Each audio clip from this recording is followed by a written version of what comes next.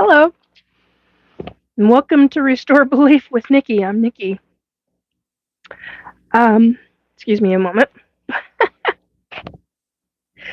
Okay, sorry guys. It's kind of everything hit all at once. Okay, so hello. Um, Live chat. Yeah, I should probably go straight over to chat filter. Oh, there we go. All right. Welcome to Restore Belief with Nikki. I am Nikki, and uh, I'm an ET abductee who talks openly about it to the chagrin of a number of people that I know. But I'm going to speak no matter if people like it or not. So here we go. Um, so tonight's topic is all about. Let's see, I'm getting notifications. Is all about the ETs and about whether or not you believe ETs are demons or something else or fallen angels. Because I have been consistently yelled and screamed at by different people saying that, oh my God, ETs are demons, they're fallen angels. No, they're not. Anyhow, I wanted to let you know I'm here, and I'm going to try to do this and share this out. Maybe it will allow me to share. So anyhow, that's what tonight's subjects are. There we go. I gotta do the little business here, guys. I do apologize because that's all part of doing this kind of stuff, especially when you're on your own and dealing with it. Edit. Okay. Link to come. Come on. Open up. Thank you. Whoopsie doodle. Anyhow, so there really is a true difference between true ETs and demons. Hello, Elijah Young. Hi. How you doing?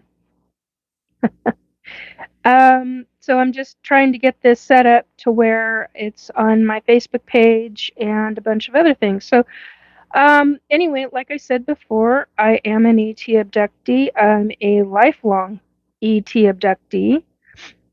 Like I said, to the chagrin of a number of others. Hello, Butch Silver. Hi. Christina. I can't even pronounce your last name, but hello. um, Doing here at this time. Yeah. Hello, Kaya and Christine. Um, Anyhow, so that's what, in the short synopsis, that's what we're going to be talking about tonight, just as soon as I can get the old device to work properly. If you have questions, please put them in the chat, and I will try to answer you as best as I can. You love my videos. Hello, River Rat. I love your videos. Thank you for that. I appreciate that. Manuel Lopez. Hi, Grandma. You should be asleep. Nah. I'm a night owl. Techie. Yeah, you're a tech. Oh. So, anyhow, I wanted to read a couple of things that people have said to me lately and asked questions, because I have actually posted certain information online. Okay, for example, here is a response. It was a long response. These are quotes. Uh, what are your lives about? My lives are about being an ET abductee, being a psychic medium, uh, doing energy work, dealing with paranormal, dealing with what are what I call wannabes, um, that are trying to become a true demon. True demons are very rare on this planet. They are out there. They can do things. I've witnessed that. Yes, Elijah, there are folks who are other. Um,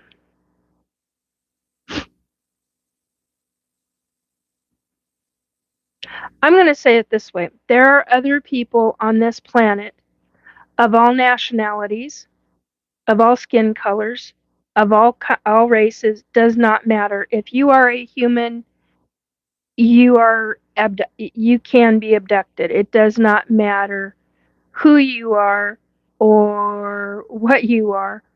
I still get abducted. I'm 57 years old. Hello, Arnell. So that's what my live broadcasts are about. Um,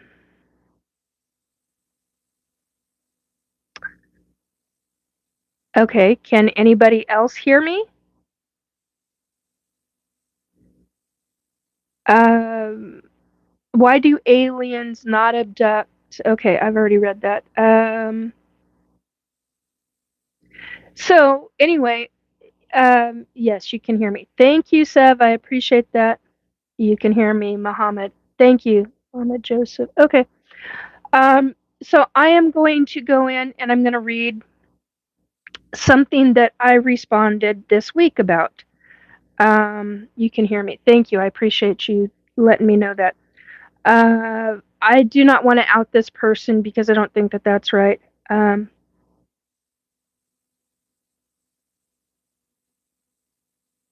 No need to be scared. What do you mean safe? If I'm safe? Oh, you mean safe? Yeah. All right. So I'm gonna go on and I'm gonna read. In answer to your question of quote, how would you know if it's a demon or not? End quote. That was this man's question. I said, well, that's from my past experiences. Demonics versus extraterrestrials are two completely separate type of beings.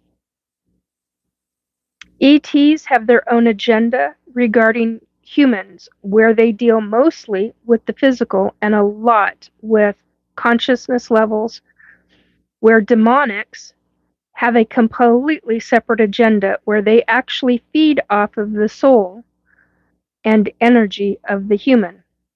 Only certain kinds of ETs, not all ETs, can do the certain things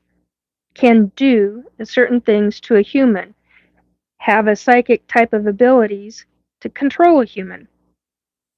It's two very different ways of manipulation. Neither are in the same category as the other. You can hear now. Good. Butch Silver, do you ever get the feeling late at night that someone is watching you, waking up at the same time at night? Yeah, that happens. Both, actually. Muhammad just asked a very good question. Who is real, Jesus or alien? Both. I've had an experience where uh, a friend of mine died and I didn't know it yet. And I had Jesus actually come and get me and take me to a very specific, how do I say this, location.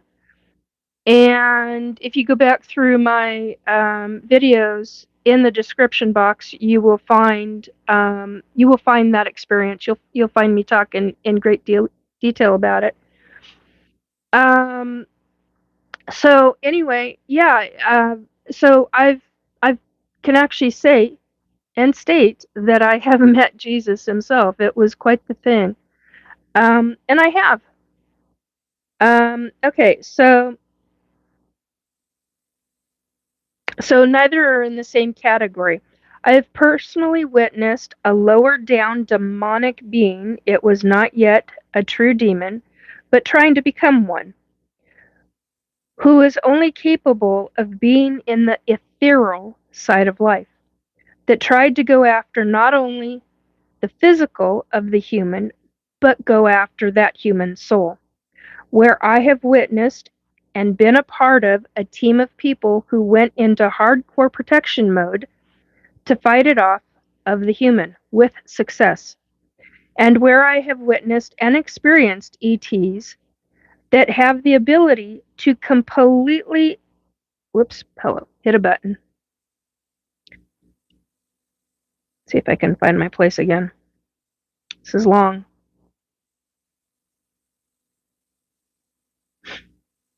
A team of people who went into hardcore protection mode to fight it off of the human with success, and where I have witnessed and experienced ETs that have the ability to be completely in the physical, who can only live in the physical presence of the here and now, but have their own high frequency energy abilities, where only a small select few types of races, species of ET are capable of those high frequency abilities, as they are born with those abilities, where other races and species of ET do not have those same abilities at all, but live in the physical like us humans do. And then those ETs who have those abilities do a form of what's called phase shifting. It's also some form of temporal closure they have the ability to do, where when these ETs do a phase shift, it literally looks like they are in the physical one moment, as us humans are, and then instantly it looks like they have completely disappeared.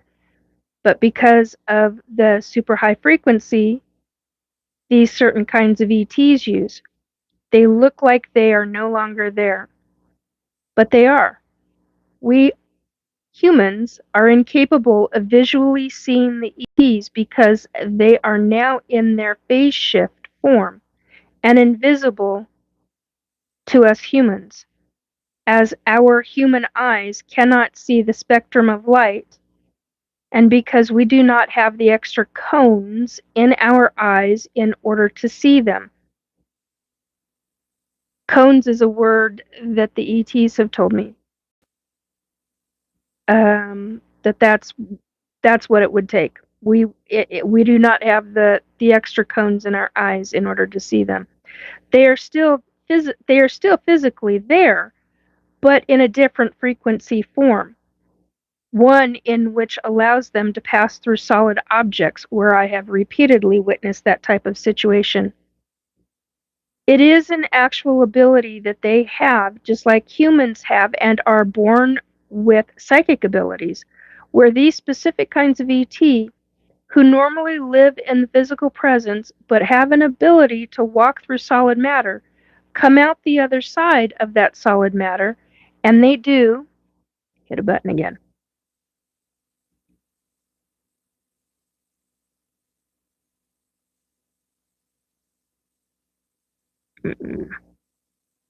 Where'd it go? And they do what I can only describe as demolecularize, but it's really called phase shifting, where they, in all essence, turn that super high frequency off, shutting down their phase shift ability within their own body. And that of the human, they are in control of. As a human, it's been quite a mind bender being around these situations. These specific kinds of ETs are born with this ability and are taught from birth how to properly use that ability. This is how I know the difference between an ET and a demonic. The extraterrestrials live in the physical presence like us humans do, whereas the demonics cannot unless they take over and possess the soul and brain of the human, brain and body of the human. The massive amount of different kinds of ETs don't want the human soul. Only a small handful of different and certain races and species of ET, they want to use the human's different levels of consciousness. And there are different levels. I have learned very many different levels of consciousness.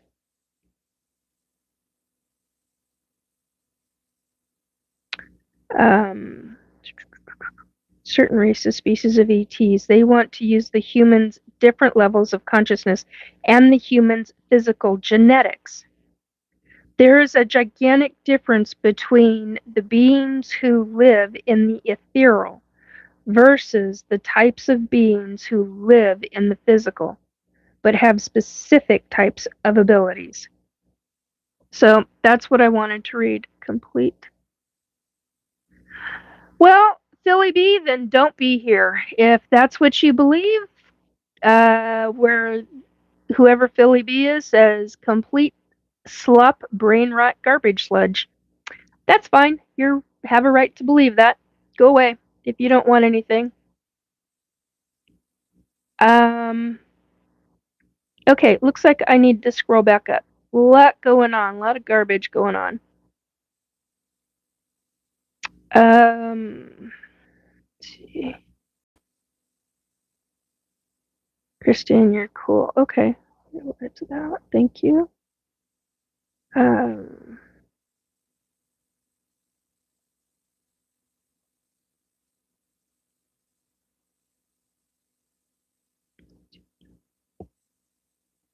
Okay, bitch over. Do you ever get the okay, did that already.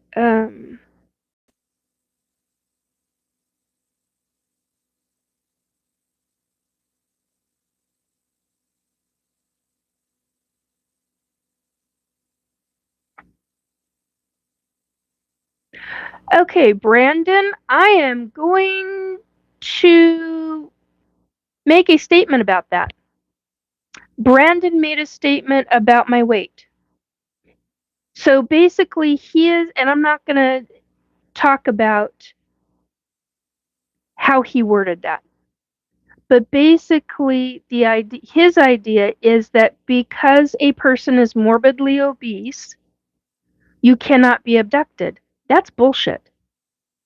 I call that out as bullshit. That's inaccurate. Do you know how many morbidly obese people I've known in my lifetime that have been and are continuously being abducted? You can be any size, any race, any color, doesn't matter who or what you are.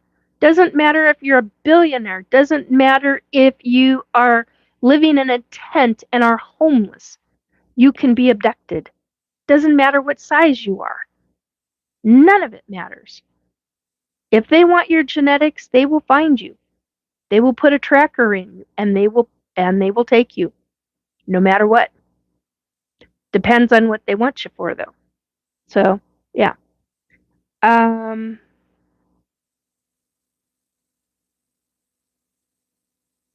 Okay.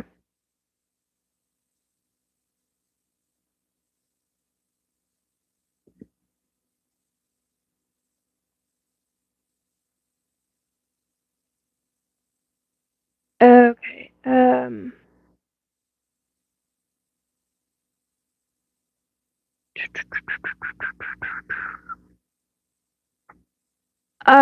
Amy Collins, here is the thing. While they are different species with different objectives, how would we know energy wise if they were not doing their typical behavior? You wouldn't. There have been times that I have not known that I was abducted because they changed up their routine. Didn't know that I was abducted until I got brought back home and I find marks on my body. Or my muscles are so sore because they've had me for so long in one position. So yeah, that's not a fun thing. You'll know by your own body and your muscle memories. That's how you'll know. Um, Amy, frogs and toads still look vaguely alike and still jump, and you would need to see them up close. Okay. Butch Silver. Yeah, Butch Silver. Do you think demonic energy can take control of extraterrestrial beings? Yeah, I do actually. But I think it would be extremely hard for them because their frequency and ET's frequency is really, really up there. And it's much more difficult. I think it's possible. I don't know for sure if it can. In order to answer this question, with full honesty, I don't honestly know, but I could imagine that they could try, but I doubt highly that they would be actually able to control an ET. Um, because their frequency is so high, and they have some ETs are part of a what we what we humans would call a collective. Um, kind of like one mind, one brain type of thing, kind of like TV shows from Star Trek, that kind of stuff. Um, with the Borg or whatever the heck it was. So you've got that, but you've got many kinds of other races and species of ET who absolutely are not part of any collective or any. They're individual. They're completely individualized. So what ends up taking place is they would reach out telepathically if they're telepathic, because not all ETs are telepathic. So yeah, I mean, it just depends. Could it possibly happen? Yeah, uh, but I think it would be very unlikely. Um, uh, from exiting, yeah, Robert, nothing stopping him from exiting. Correct. Um, Remind the trolls. Props for sharing your abductions experiences on YouTube. Thank you, Florian. I appreciate that. Amy, do they also take those with Down syndrome? Um, okay. I, as I understand it, they can take for genetic purposes. I don't know if they would make the human a surrogate, like a surrogate, if it's a female, if it's a surrogate mother. I don't know. I do know that they are so highly scientific, some of them, some of the different kinds of ETs, that they could eliminate. I mean, that's what they're doing with the hybrids. They literally eliminate certain things out of the genes, out of the oh my god, all out of the DNA, and put back in certain things that they do want. Now I know that because I've seen it. I've seen it done. When I was a child, they were doing it. I call it the splicing and dicing. So I know that they can do that. The other way I know that is because I have actually seen that with children, hybrid children, who they chose not to do that with. Um, hey, Gloria, remember me? Yes, I have a vague recollection of you. Where are you from? United States, specifically Washington State. Um,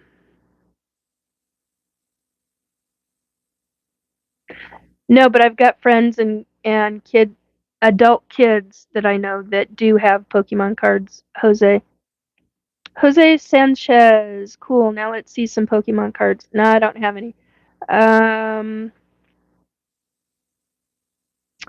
so Amy, in answer to your question, they take very good care. I mean, like they are kid gloves with hybrid children that are disabled, that they have created. For whatever reason, they have disabilities. I've seen children in the nurseries. while on board ship. So, but those are the hybrid kids. Now, have I seen a human in a wheelchair? Have I seen? I do not have that memory, so I'm assuming based on what I know from my experiences, from other friends that I've got who are abductees who've talked about things like that. I know people that, now there's not many, but I do know people that have talked quite a bit about the fact that they have seen people with humans with disabilities on board ship. Um, I've known morbidly obese people to be on ship. Um, matter I cannot out somebody. Sorry, I'm frustrated. I was just about to say something, and I cannot. I will not allow myself to out somebody. But there is somebody that I know that was significantly morbidly obese, and he was an abductee. I'm assuming since a child, because when I saw him, he was somewhere between the ages of 19 and 22, and I was 4 years old back then. This individual is now deceased, but he was deceased after he had bariatric surgery. It was quite a while after, it was a few years after, some kind of health complication, not from the surgery itself. But yeah, you can be any size, you can be disabled, you can have all kinds of medical problems, and yeah, they will abduct. So, you know, um, let's see.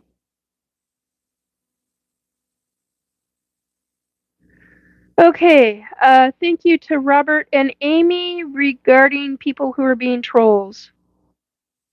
Um,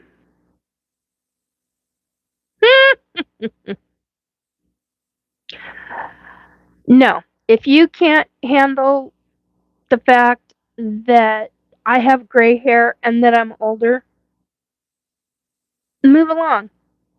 You know, if you're gonna be a troll, move along. I don't want anything to do with you. You know. Hello, 20T5. I don't even know what that is, but hello. Hi, Izzy, and oh, hey, Kai, and Mark. Actually, that is a wall hanging. Um, it's a wall hanging of a nebula, and then this is the butterfly nebula. Um, it's platinum blonde. Thank you, Amy. little a little Zucky's grandma, I love you. Oh, that's funny. Um, 2085. Sorry, dumb computer data. Sorry, Nikki, not a worry. Um, anyhow, so that's what I wanted to talk about tonight, was the fact that about to take off. Yeah, I get you. I was 67. Yeah. Um, yeah, I'm 57. So I mean, I get it. I get it. So anyhow, no, I'm a night owl for the most part. And then when I have to do day stuff, that's I'm up in the day. But anyhow, uh, 6 7. Ah, got it. Okay. Anyhow, so this is the subject tonight, is ETs versus demons. So I read what I read and said what I did about that.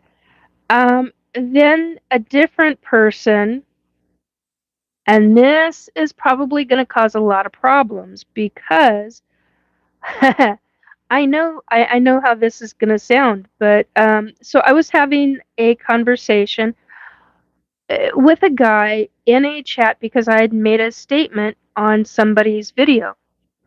And I started doing that in the last 2 years, is commenting on different people's videos, whether it's Gaia or somebody posting information about what they think about ETs and things like that.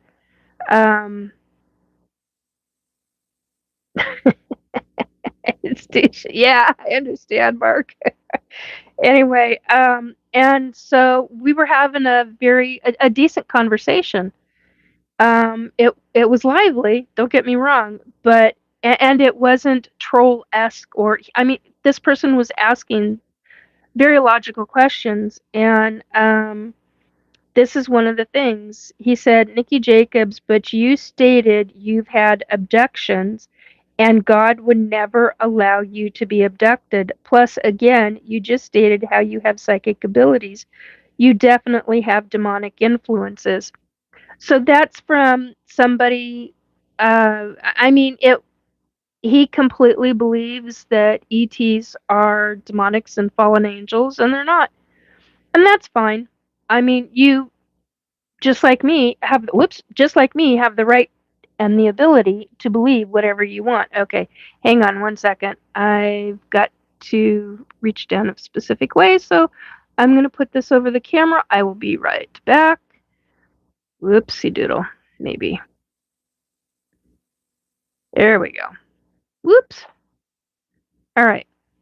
Because I had stuff take a dive and I got to bend down to get it, and it's being a pain in the butt right now. So, anyway, so there is quite a difference between ETs and demons. ETs are in the physical, like we just went over that a moment ago. And there we go. Device fell, and apparently I hit the volume. There we go. All right. So, UAP, now not UFO. Yes, I agree with that. I do not like the bullshit routine that they're talking about, and they're trying to change things up, and I get that, but it is BS. I had a little Zucky Zuck. Okay, I had a vision where ETs or the Greys were shown to me, and they all had 666 on their foreheads. Well, that's a new one. I've never come across that.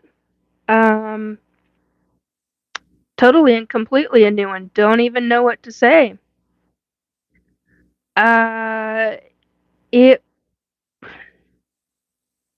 would essentially come into questioning who tried to give you that dream. That's a pretty significant dream. It's either because you can have ETs come into dreams, you can have government psyops come into dreams.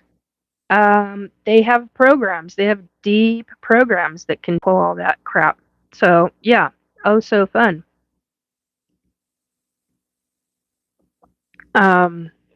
Your spirit guides can give you dreams. Because see, that's when we're most vulnerable, is when we're asleep. We're literally in a form of a higher consciousness when we sleep. Our sciences have all talked about how when we sleep, it's this way and it's that way. That's all great. However, what I have learned is that we are actually using a form of lower consciousness. And when we start to get into controlling our dreams, that's a form of higher consciousness. So when we're dreaming, we hit all different kinds of levels in those dream states. Well, you're literally at your most vulnerable when you're in those dream states, and it is super easy for anybody to come in and to control your dreams. And I'm not joking when I say that. I know that from firsthand because I've had government asshats do it to me when I was having and controlling my own dreams, which is called lucid dreaming. So when I had that happen, and that's a whole nother story. It's a completely different ballgame, and you want to start asking questions as to who the hell are you and why are you here, and you can boot them out. It's your dream. You're in control. It's your lucid dream.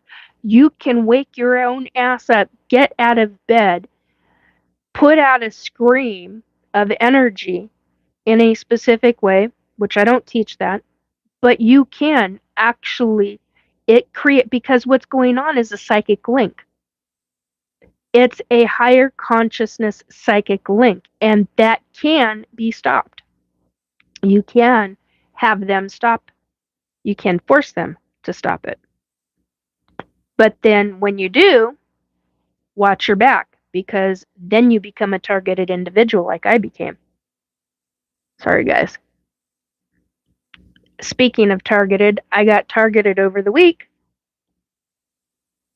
and my thyroid was hot, my neck was hot, my whole chin, mouth, part of my head. I mean, it was not good. So yeah, I got fried with some kind of microwave frequency energy again. Anyway, so my lips all week have been just extremely sensitive. The skin has been extremely fragile. I finally started using not cod liver oil, castor oil, and vitamin E, and different things. So yeah, just you got to be careful.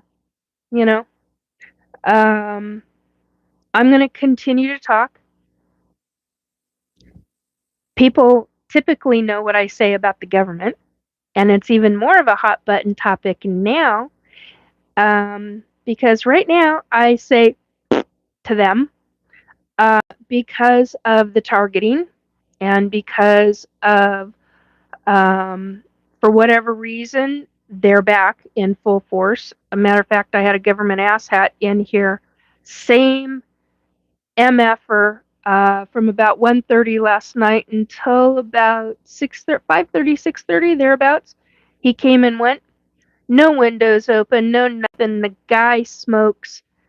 His entire essence, his entire energy smells like cigarette smoke, even though he wasn't smoking at that time.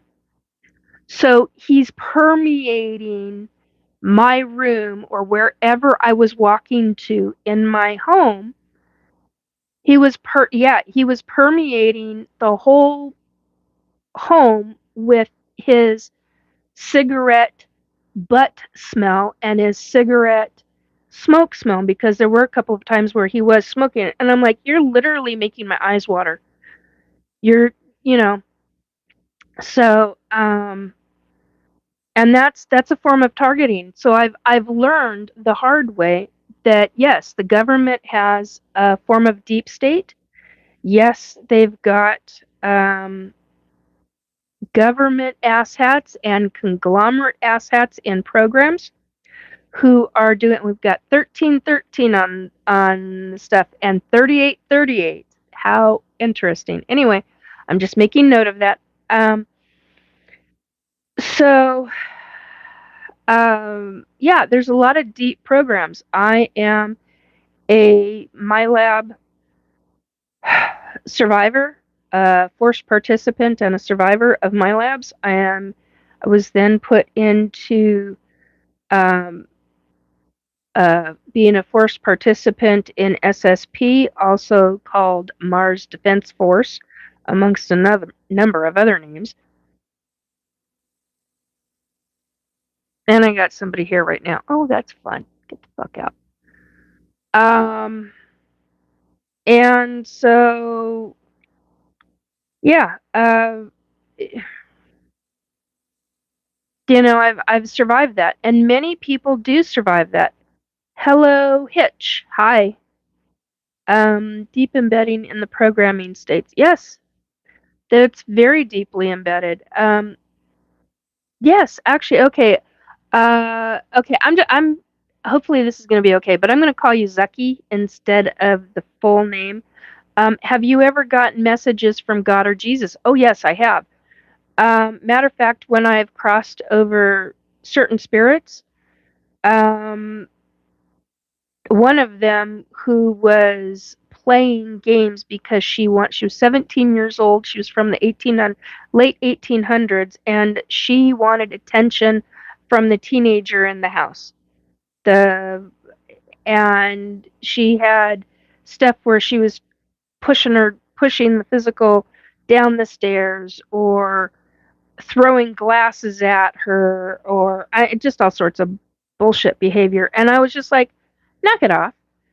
And so we had a conversation. Come to find out, um, she was from that property long before uh, the house was ever built that the family lived in. And they had a hell of a time with this teenage spirit.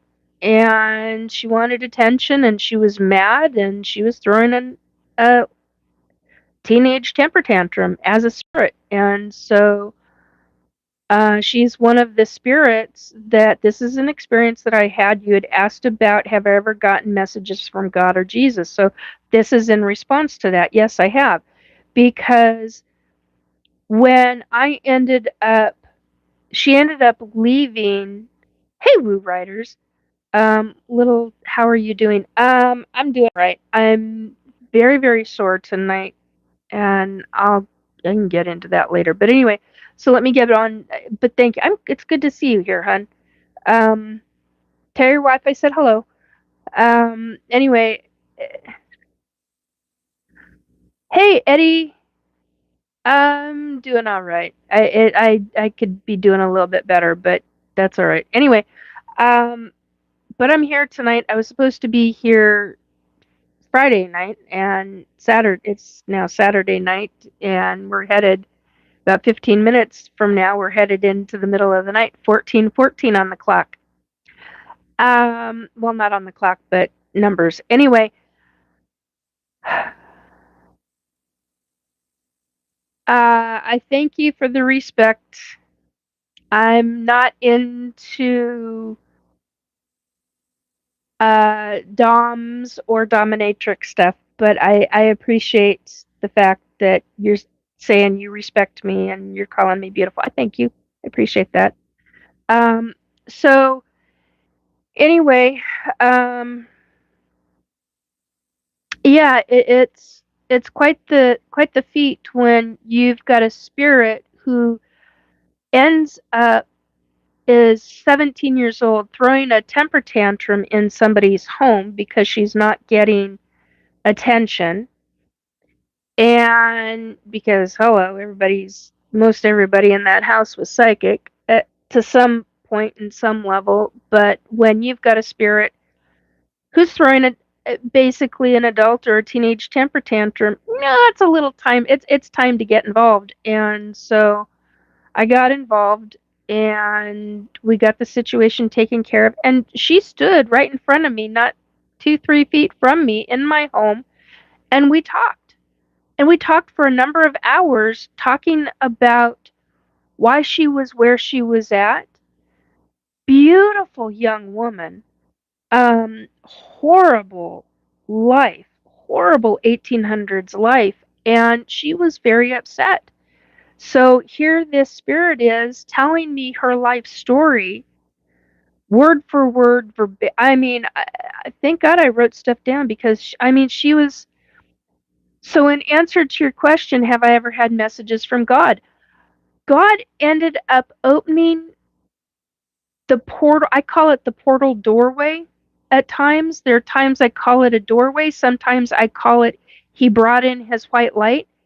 And he and I were having a conversation where he was talking, God himself, Source himself, was talking to me and suggesting, well, maybe if she's that scared. And I was like, oh, my grandmother. So I had my grandmother come and get her, because she didn't believe, she had such a horrible family life. She didn't believe that anybody would be on the other side that cared about her. And yet she had a man who had died, who had fallen in love with her. It was her fiance. and they were going to be married, and the father, thank you, Eddie. I appreciate the roses. That means a lot. Thank you. Um, I appreciate that. Thanks. Um,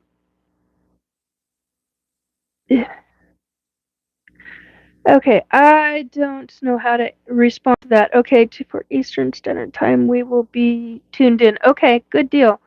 2:40. Oh, that's right. You're in. All right. I forgot what state you're in.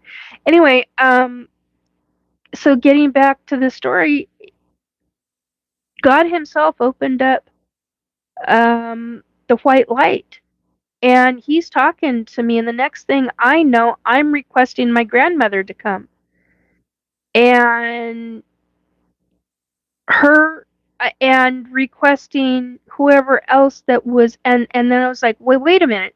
You had somebody who loved you. You can't tell me that you'd never had anybody who loved you on in the physical. And okay, that's distracting.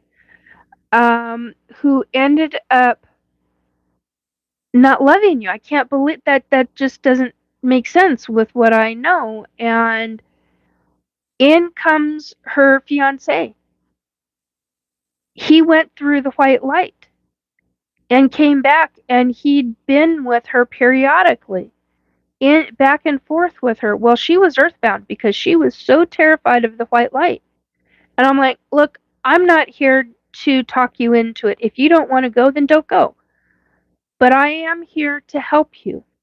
And I do know a number of really good people that I that are my biological family that are on the other side. I've got quite a lot of biological family that's on the other side.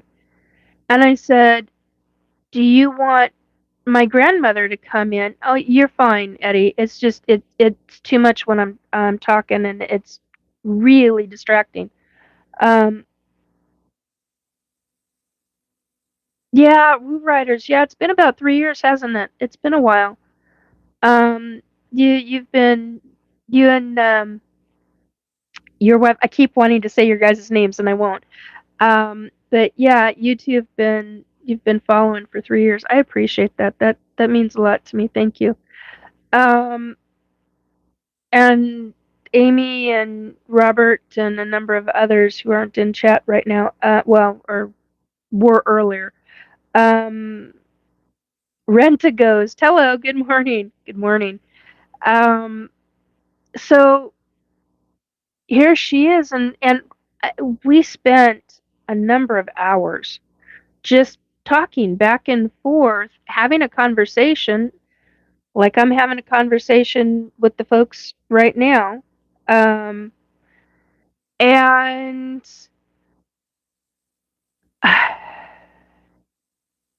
my grandmother came in. Actually, before my grandmother came in, her fiance came in, and then my grandmother came in.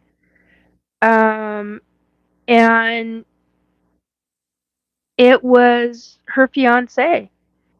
And my grandmother then told her, I heard it, but I don't remember the exact phrase that she used. But it was essentially that she had, that this 17-year-old spirit, well, she wasn't 17 years by then. I mean, you're talking 20, you're talking 18, let's see. She's born in the late 1800s, so it was like 1912, I think, when she died. I have to really think about that a minute. Um, and so, uh, oh boy. Um, sorry, I got distracted again. So we just had this really good conversation about her life, and because when she died at the hands of her father. Her father was quite the piece of work, an abuser in every possible way. Okay. He took his wife out, and he dealt with his daughter in horrific ways, and then he took her out. And then he eventually died, and it was all this mystery. And so that's something I still haven't researched and looked into. Um, yeah, I'm sure they were. The spirits were strong last night. Yeah. Different kinds of spirits. Anyway, so it took some time to cross her over, and she eventually chose to cross over. Her fiance was there with her by her side eventually. My grandmother showed up and literally brought somebody else with her. I don't remember who that was. I just remember it happening towards the very, very far end. And it was a beautiful thing. I literally saw her walk from my left, because she was always off on my left, but about 2 to 3 feet away, and I literally saw her pass right in front of me and go straight up into, well, below my ceiling, but you could see this great big kind of a circular oval shape is kind of in between those two. And she went right up, and she essentially, she had two people beside her, and she had one following her in. Um, and I don't remember. I honestly do not remember the third person very much at all, because I was so focused on her, and I was so focused on her fiance, and I was so focused on my grandmother. And the fiance had died a short time, not very long, from some horrific accident or something after she had died. And he had crossed over and come back and kept checking on her after all that time in the 2020s.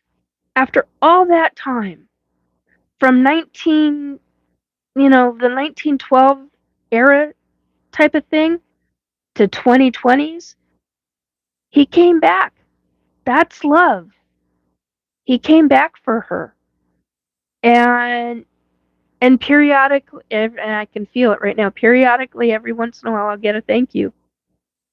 That's a really cool thing. Um, you hug. Oh, thank you. Wish you could give me a hug. Thank you. I appreciate that. What's up, everyone? Sending nothing but peace and blessings. Right on. So, uh, let's see. Trying to go back through. So there's that story. Has nothing to do with ETs, but it has to do with something that somebody in here asked me about, if I ever get messages from God and Jesus. Yeah, I do. So the other experience regarding Jesus, he came and got me when a friend of mine had died. And he's like, he's already crossed over, and he's not coming back. And I went, okay. He doesn't want to come back. And I went, okay. And I went, so how do I go to him? And so Jesus came and got me in higher consciousness state and took me to a level that I had never been before. And we just kept walking. And he would the and it's interesting, because at the time I had not remembered a past lifetime where I remembered Jesus. That happened this year. I was on one of my live broadcasts, either the last one or the one before. No, it was two broadcasts before this, and I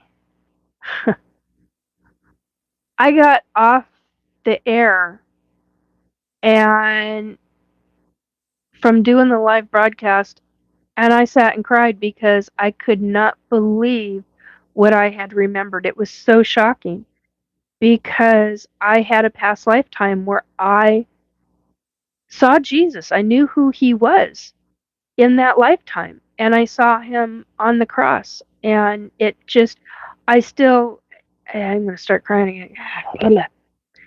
And I know who I was, and I will never say who I was, but I found out, yeah, that person's, they're listed, and I'm like, I'm still in disbelief about that. And it makes more sense to me now why the reaction was from Jesus, why he responded to me the way he did. So, do I receive messages? Yeah, I do from time to time. Am I a person of faith and religion? Yeah. Um, do I attend church? No. I have specific things about that now. No. Um, yes, Woo Riders is asking the question.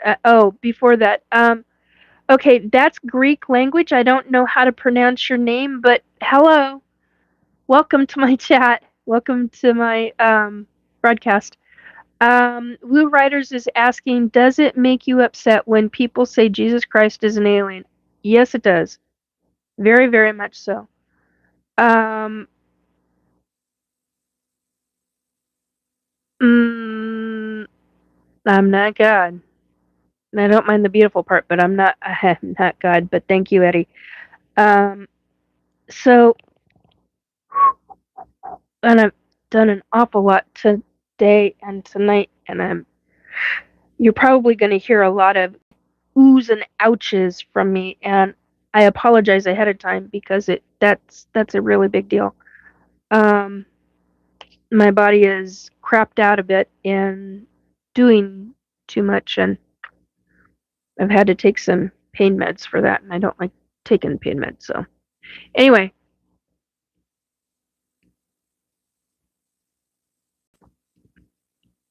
so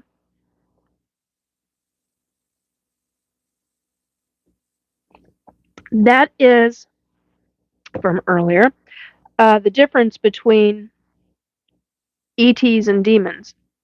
ETs are in the physical. When they die, they cross over, just like humans do. Uh, I honestly do not know if they are earthbound.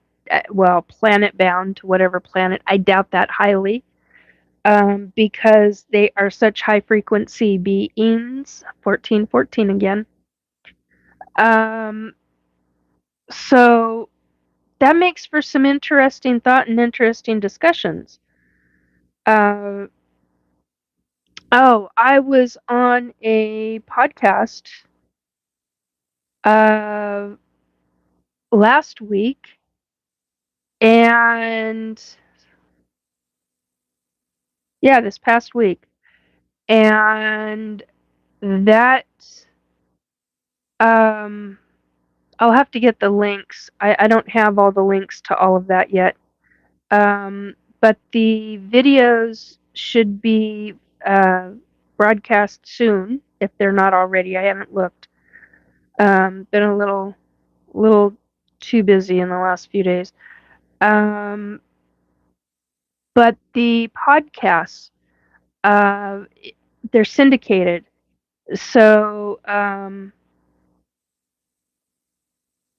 yeah, Florian Geyer is saying, yes, many are interdimensional, especially the reptilians. Yes, many ETs are, if they have, okay, here's the thing. If they're in a ship, they can be interdimensional, yes. If they're doing it physically on their own, yes, they can be interdimensional, as I know it.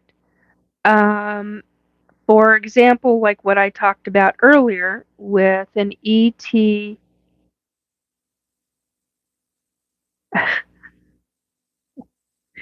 Thank you, Eddie, but I I'm off the market. Let's put it that way. I appreciate that. Um, and be careful how I talk. Anyway, um, are ETs ever interested in any kind of? No, many of them are not in that. I cannot talk about that, Eddie. Especially publicly. I've got family who cannot stand the fact that I am talking about any of this, let alone my psychic abilities, let alone I'm an ET abductee, let alone the fact that I've experienced SSP and they think I'm Stark Raven Looney Tunes. So, so be it. Um,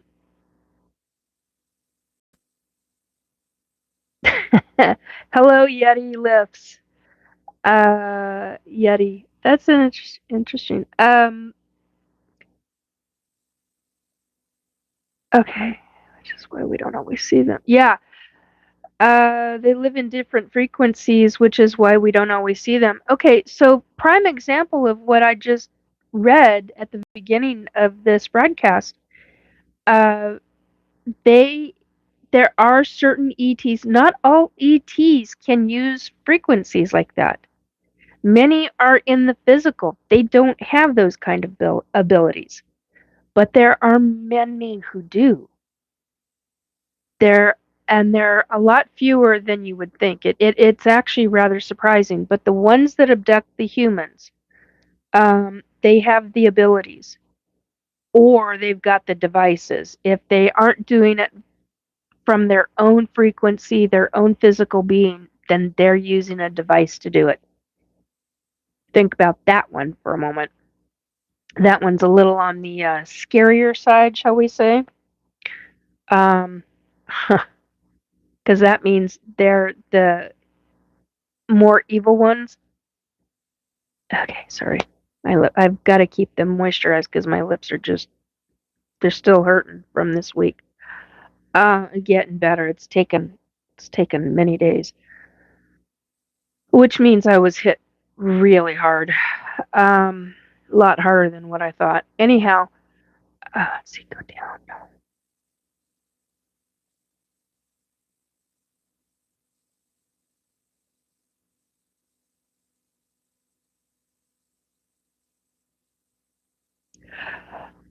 Elijah. My friend has had several experiences with a leather daddy ET who claimed to be an intergalactic healer. She claimed most of what they did was consensual.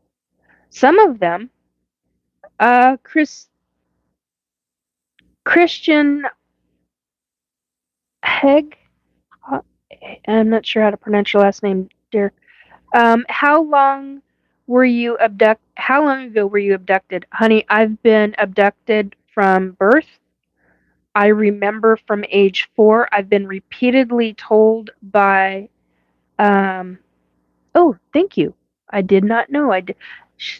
Person says, yes, good job. That's correct. Awesome. Thank you. I appreciate that.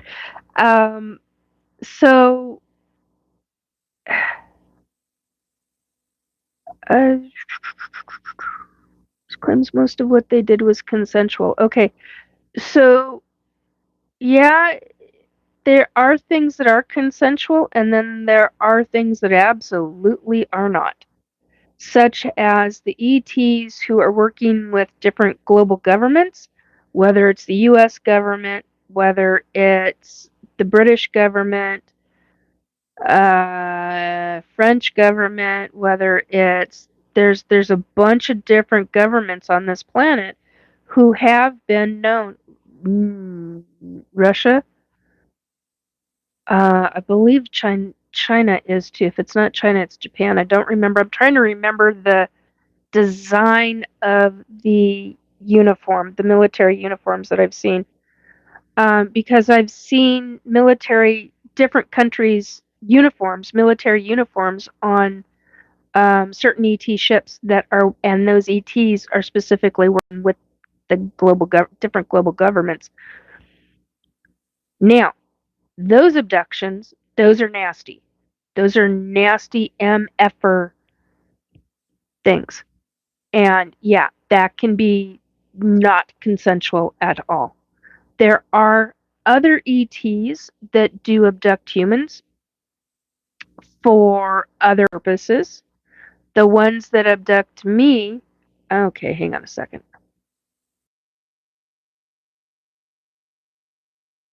Excuse me, sorry guys. Finally kicked in. The ones that abduct me, I've got a soul contract with them. And that soul contract was many lifetimes ago. This lifetime, am I happy about it? Sometimes, sometimes not. Sometimes I get very, very angry at them. And sometimes I'm like, I want to see my kid, you know, and I'm not happy about that. But, and there are times where I have a great deal of love for certain ones of them because they have been absolutely above and beyond trying to help me in whatever way they can. So there are this, and this is why I say there are the good ETs, the bad ETs, and the ones that are indifferent and who don't give two shits.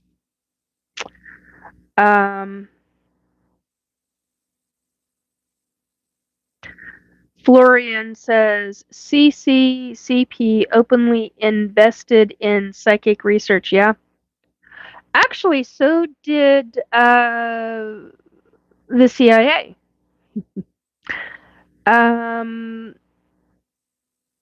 Okay, so we've got somebody in here whose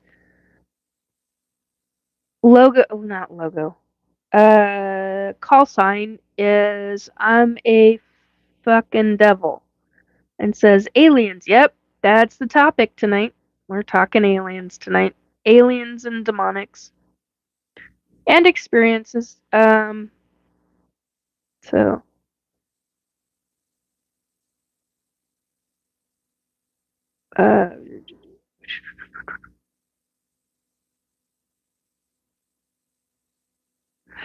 okay, so let's see. So we were talking about all of that. What I wanted to get back into. So he had said I didn't say my response. So I'm gonna read this guy's statement to me. Nikki Jacobs, but you stated you've had abductions and God would never allow you to be abducted. Plus, again, you just stated how you have psychic abilities. You definitely have demonic influence. And I responded to this person, used their name, and I said, yes, God actually does allow abductions. However, very few extraterrestrials believe in Source, aka God, and Jesus. Where if an abductee calls out to God, or more specifically to Jesus, as certain ETs do believe in Jesus, they specifically will leave the abductee where they were abducting the human from and not return. But not many kinds of ETs are like that. So that's why they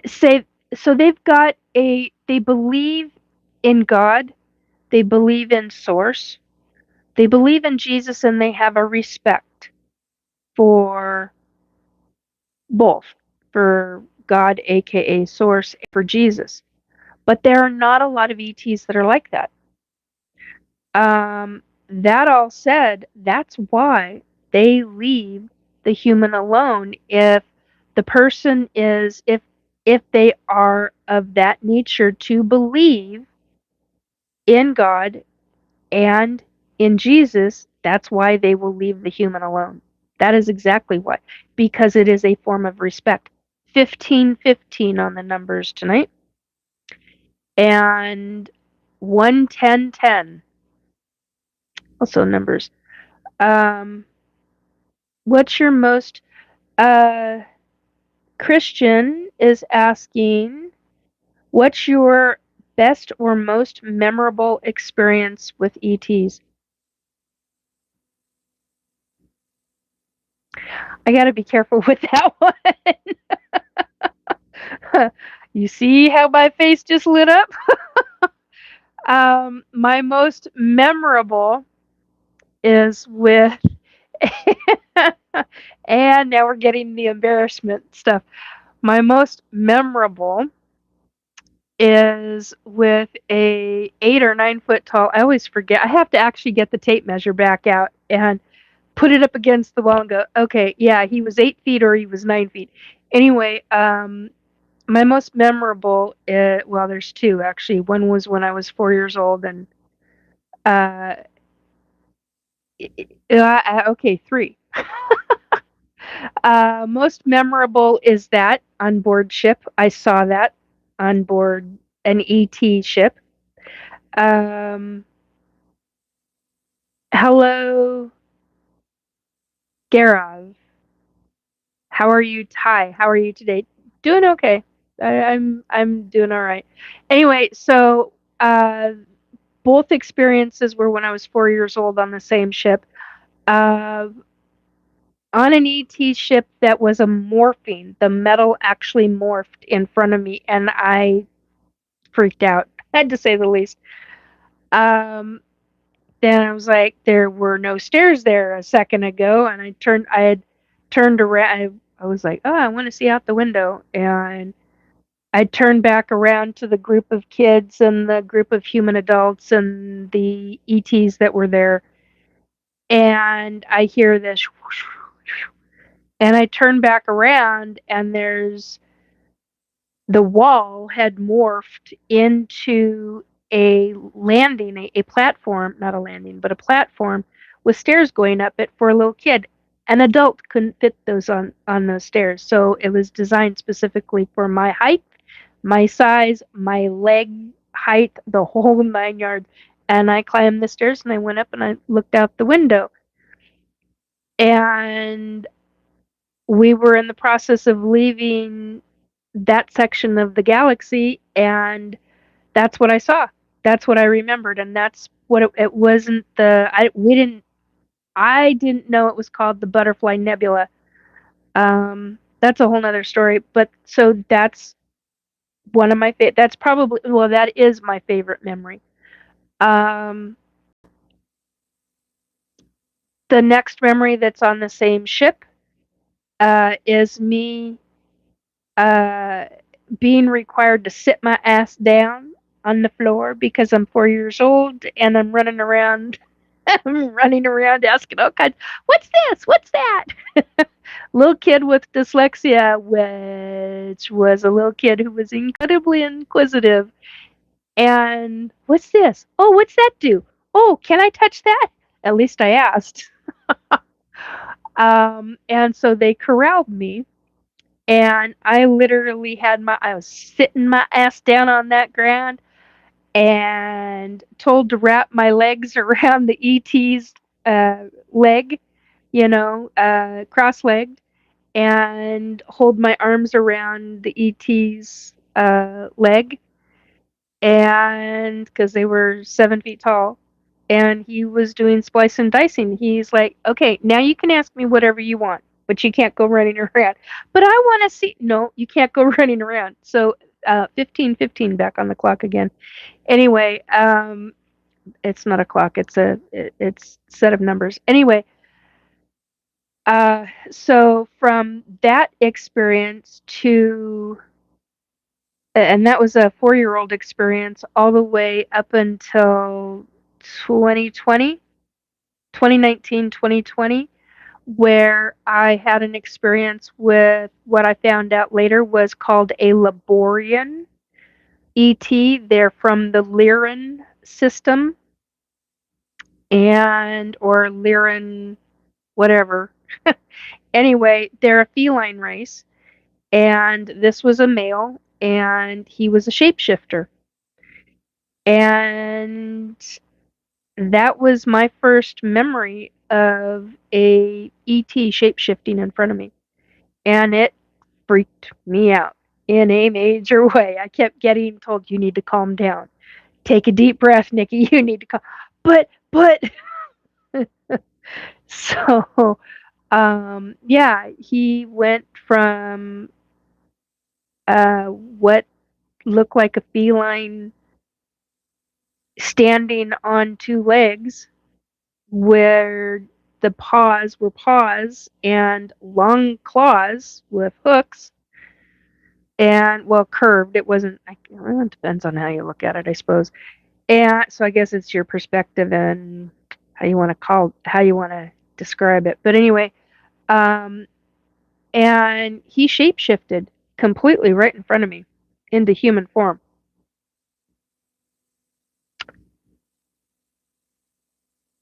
Retracted fingernails. Um, and when I talk to somebody who would know what race of ET this is, um, hi, I learned a lot. He was like, "Oh, the nails retract," and I was like, "Yeah, they actually went right back into the nail bed. I don't know what else to call it, but into the nail bed, and fingers like a man, and big, big legs, big arms, big torso, big everything." Um, and I was just, whoa, butt ass naked, gigantic man, 8, 9 foot tall. Just, I mean, we're talking like Arnold Schwarzenegger in the 1970s. Big guy, only much taller and a lot more muscle. A lot more muscle. And when he shape shifted halfway, he was half man, half animal. And I was like, how can you do that? And I'm like, never mind. I don't want to know. I do not. No, no, no, no. I don't want to know. And we ended up having numerous hours of conversations. It was really a sight to behold and quite a hell of a mind bender, to say the least. So that's you have this and him. Those are my two most memorable, and it's embarrassing because when he shape shifted in front, I was like, Gwen. I was like, what?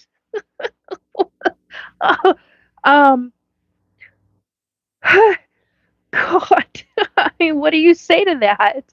I seriously, what the hell do you say to that? Um, unknown. Somebody's calling me grandma again. Um, whoops, hit a button. Um, okay, whoever you are with the tag of I hate life, how do you feel about Charlie Kirk? Not going there. Not publicly. Not going there. Um,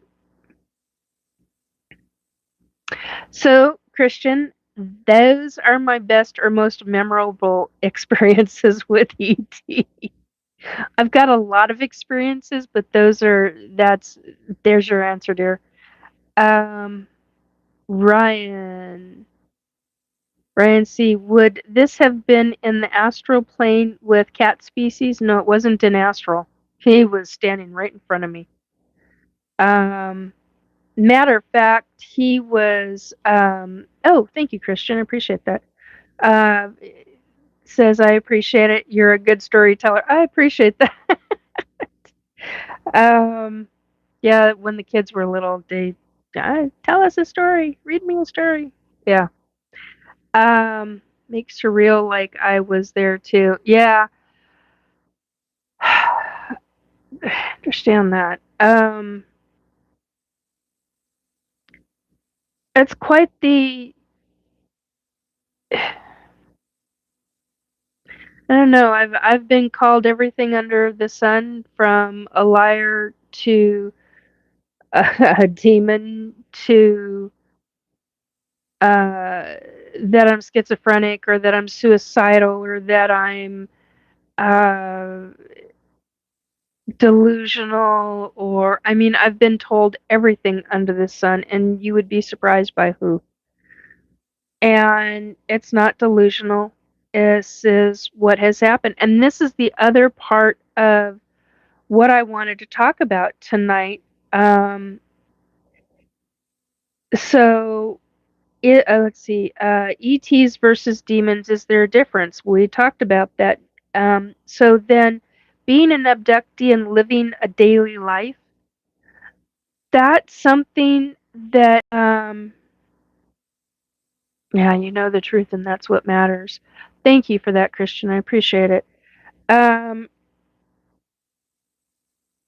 Being an abductee and living a daily life. So, one of the things that people that have known me for 30, 40 years, you never talked about it. That 1616 on the numbers now.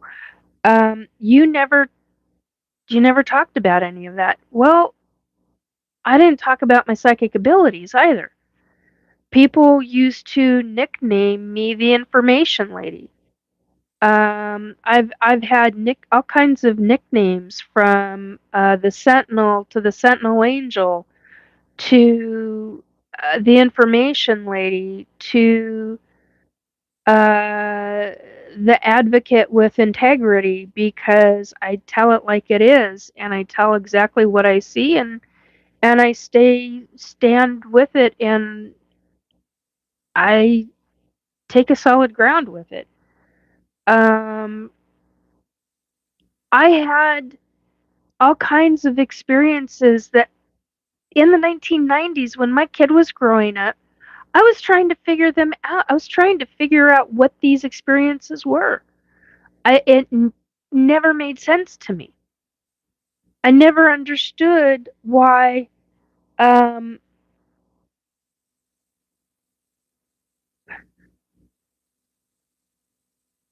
I never understood why, up until recently, I used to carry a knife next to my bed. Well, that came straight down to the fact of me being abducted by ETs who were working with government. Um, no one ever found it, only I knew where it was, and it was well hidden, so no little hands or anything like that. Um, and I made sure that that was a big deal. Um, and there were some things I was truly terrified of, and rightly so.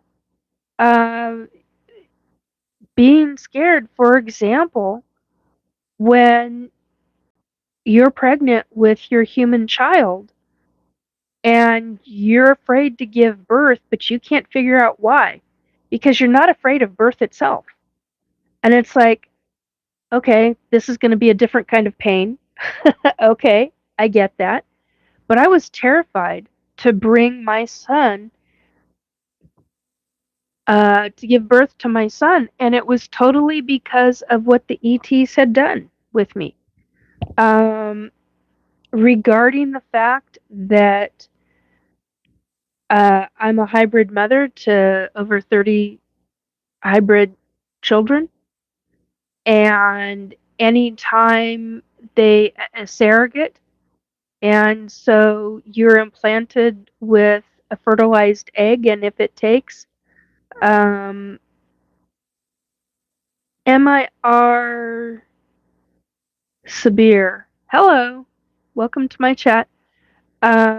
If you're experiencing ET abductions and you find out that you're a surrogate, and that explains why you're pregnant and then the pregnancy disappears, and it's not from a loss, a human loss, um, then yeah, it's going to cause some issues. And when they take the infants, uh, most women, they take them at 6 weeks. Some women, they go to full term. But with me, they started taking uh, my infants when I was pregnant. They started taking them at 5 months. And where am I from? I'm from Washington State, United States. Um,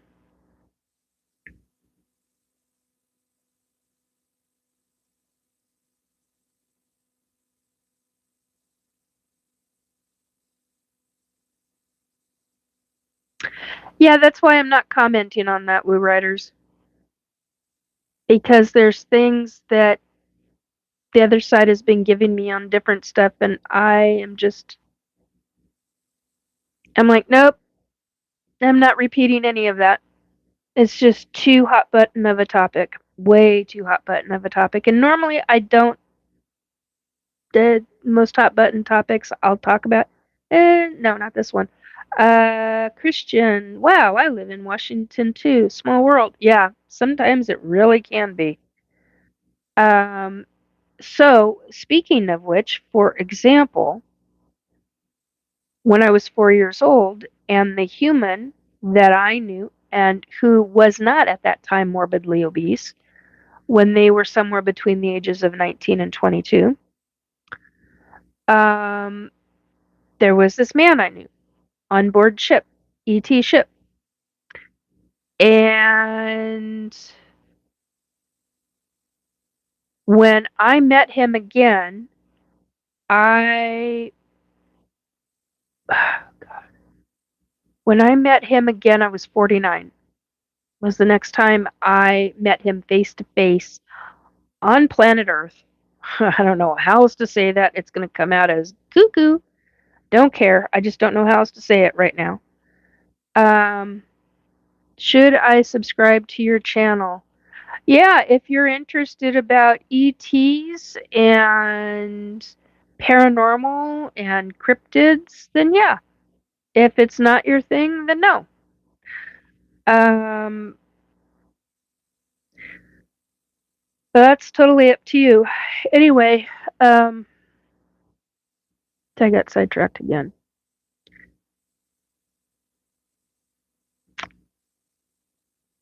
It's just the whole situation with the ETs. I mean, like for example, with that pregnancy, I had a hard time. I was terrified when I just asked your question. If you've got questions for me, just ask questions. Um, I was terrified to give birth. It's why I stuck at 2 centimeters. I didn't go above 2 centimeters, and I didn't understand why. I understand it now. I didn't understand it then, and I didn't understand at all why I was so terrified. It wasn't from the actual giving birth part of it. Well, what it came down to, what I found out years later, 30 some odd years later, that it was totally because they were taking the infants out of my hands and taking them. And so they had me in the hybridization program 13. Actually, I think they had me in there from the very beginning, but I don't have confirmation of that. I don't even know what that word is. Uh, Mir Sabir, I have another question for you. Okay, ask your questions. Question says, it's easy to get sidetracked when you have so much to say. Happens to me too. Yeah. Hey, Aunt. Oh my gosh, it's good to see you, dear. Um, but yeah, I don't even know what that was. Gar. That's a new word to me. Are you garus? I don't even know what that is.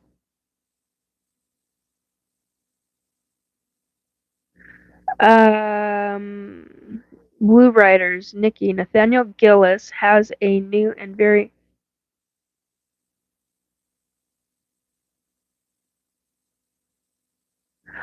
I don't know who that is, and are you speaking about what you were before, or is this a new subject? Um, no, actually, I don't know that word. Matter of fact, let me go see if I can look it up. Never heard that word before. Yes, that's the word. Excessively talkative, especially on trivial matters. Oh, no, not on trivial matters.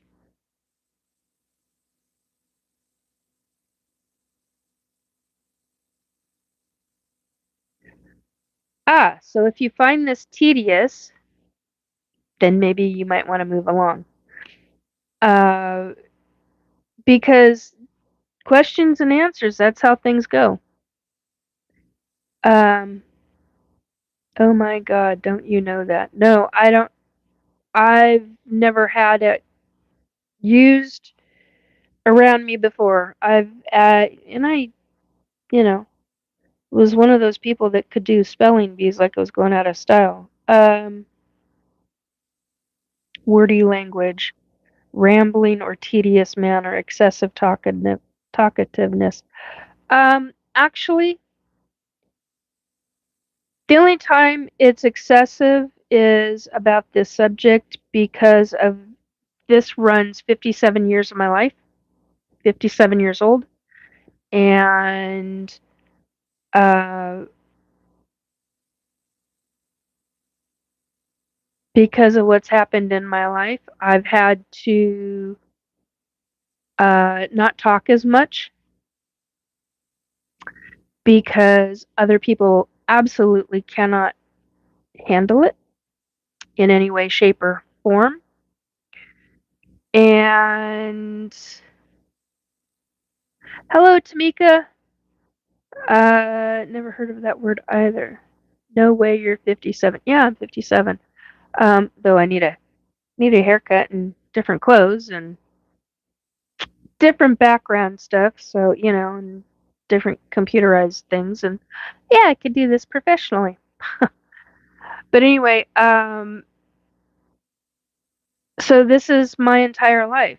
I mean, if you cannot handle it, then you know, however, you are quite tranquil person. Well, I appreciate that. Oh, wow. Okay. I just had a physical reaction to something. Wow. Alrighty then. Let's move on. 16, 16. I thought you were younger. Yeah, I usually get that. I usually get people telling me that they think I'm in my 30s, like late 30s, early 40s. So, um, so part of that comes down to genetics. Grief, this stupid thing is taking forever to put the lid on. Um, Part of that comes down to genetics. The other part of it comes down to um, I don't smoke. I rarely drink, although I have a very high tolerance. Um, but I choose not to drink, and I take care of my organs very well. So um, here's a prime example of that. When you have 3 doctors and a couple of nurses telling you that after your colonoscopy a number of years ago, you've got I'm in my 50s, I think I was 52, you have the colon of a 35-year-old, and you've just literally completely amazed and they want to know what you're doing. It all comes down to the essential, the right kind of fatty acids, the right kind of fats, the right kind of protection of the gut, and that's what it came down to. Um, I don't have the crow's feet like a lot of people do, although I'm just now starting here, and I'm just in the last year starting to get the wrinkle up in here. Um, and this is becoming a little bit deeper, but that fluctuates with weight, and so does this. I don't get zits very often. Um, and I scrub my skin. And anytime I take a shower, I use what I call it. It's called a buff puff, and that takes very good care of your skin. Hello, Potty Matt 01. You're not fat. You're kind and beautiful. You're a model. Thank you. Christian, I'm 30 and look 20, but crow's feet are happening.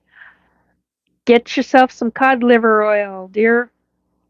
Start using little dots of cod liver oil, or not cod liver. My God, Nikki, what the hell is with that? It's not cod liver oil. Castor. Uh, okay, this is what I personally use periodically. Is uh, organic hexane for. I had to think about this. Organic hexane-free castor oil in a brown glass bottle.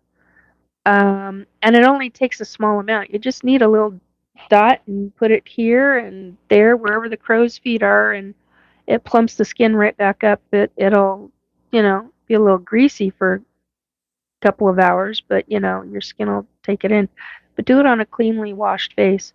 At least that's what I do when I have that. Or like when I was being targeted by the D weapons, the direct energy weapons, and having frequency weapons pointed and aimed at me, and microwave technology weapons aimed at me, where they literally fried my skin, and my skin looked like I was on fire, like I had a really bad sunburn.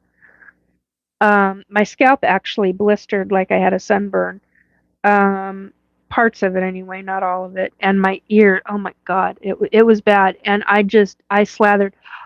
Nobody saw me, not even my own family. I was in the bedroom. I just covered my head in castor oil, and put castor oil over my eyelids, and that was how I dealt with the skin, because it was a really it was a really bad burn, and it was, I felt like my skin was on fire. And that's the kind of targeting that happens when you've got the knowledge that I do. Um, and not everybody has that kind of targeting, but uh, many, many do, for whatever reason. And, I just came across, in fact, I don't know if I've got it on here. Um, no, it's on this device. It's not on here. Crap.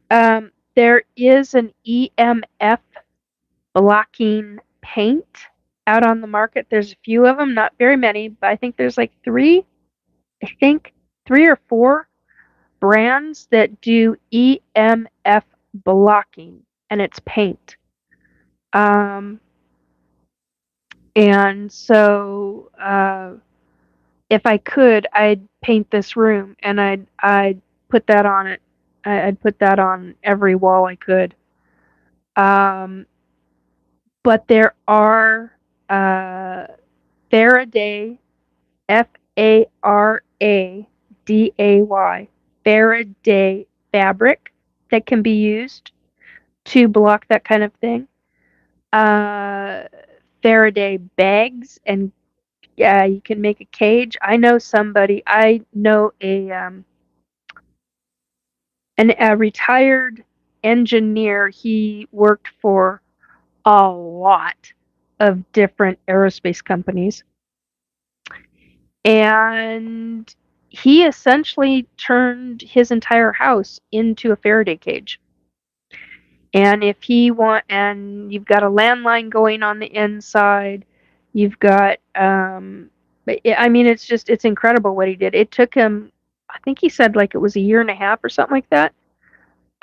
Because I remember him during the entire time he was working on it, and he was removing different things in the wall and putting things up inside the wall and making sure everything was covered. At his entire home, all different levels of it is a Faraday cage, and so uh, when it, I mean, that's a big deal to do that kind of stuff. And he said it was extremely expensive, and he did it bit by bit, piece by piece. Sorry, my ankle just popped. And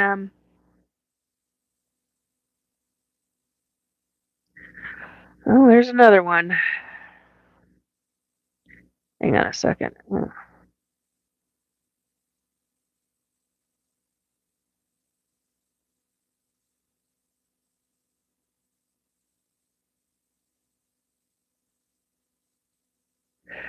right.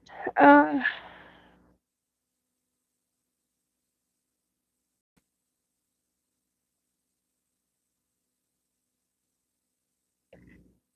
Foresight, discernment, or keen perception ability to make good judgments. Thank you. I appreciate that. Mere spirit, seems like you are a person of sagacity, foresight, discernment, and keen perception. Yeah, I can be. Sometimes not. But for the most part, yeah. Um, I appreciate the new words I'm learning. It's a hard way to learn them, but I appreciate it. Um, Nikki, your thoughts on Three Eye Atlas? Says Woo Riders. Um, Woo Riders, eat lots of spinach and kale and drink half-gallon of water daily. Your health will greatly improve. Yeah, it really will. Um,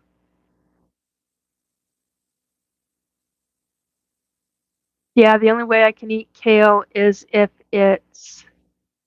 I have a girlfriend who made the best kale chips, and I can't remember what seasoning she'd put on them, but I kid you not, when you bake kale to make kale chips, your house will smell like a garbage can. So make the kale chips, don't eat, air out the whole house, and then sit down and have your kale chips. And they are really good. They're worth making, but man, you got to get rid of that scent. And they don't taste like that at all. They don't taste like they smell. But I'm here to forewarn you. If you do it, you want your windows open and the fans going because wow. But I kid you not, she made the best kale chips. That's not what I remember her for, but she's the only one that I knew that made them. And every time I tried, I'm like, the hell are you doing this? I can't get mine to do what yours. What the heck are you doing? Anyway, but yeah, spinach and kale. There's a bunch of different things. Food is really a good platform for health. It truly is. With a few supplementations with vitamins and things.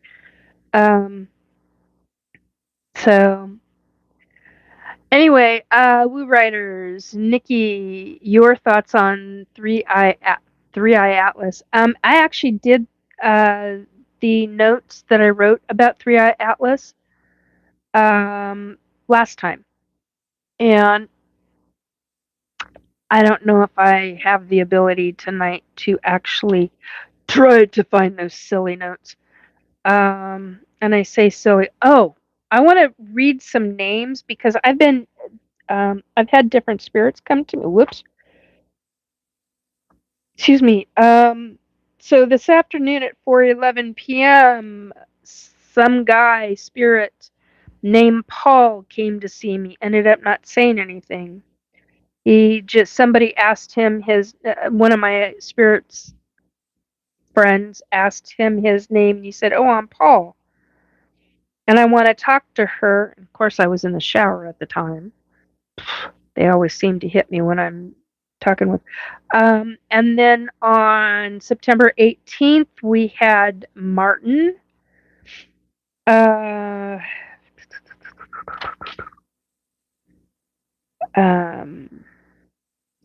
It's a bunch of names that I haven't talked about. And I don't know if I'm going to be able to find all of them, but it really was a mind bender, the amount of names that have come up. And Tammy, oh my God, whoever this Tammy is, she showed up on the 16th, and wow, was she demanding.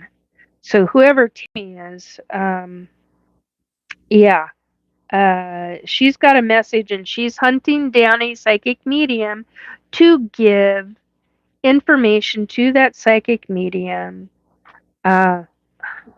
She was really aggressive. And then I had somebody show up just before her who kept telling me Funyuns. And I'm like, Funyuns? Are we talking Jennifer from Florida? And it went silent as soon as I asked that question. I'm like, oh, come on, guys. You make all kinds of statements to me, and you yap and talk around me all the damn time, and now you go silent? I'm like, really? So later on, I do know that a lady named Jennifer came and talked to me, but it was not the same Jennifer that I know who was a crime victim.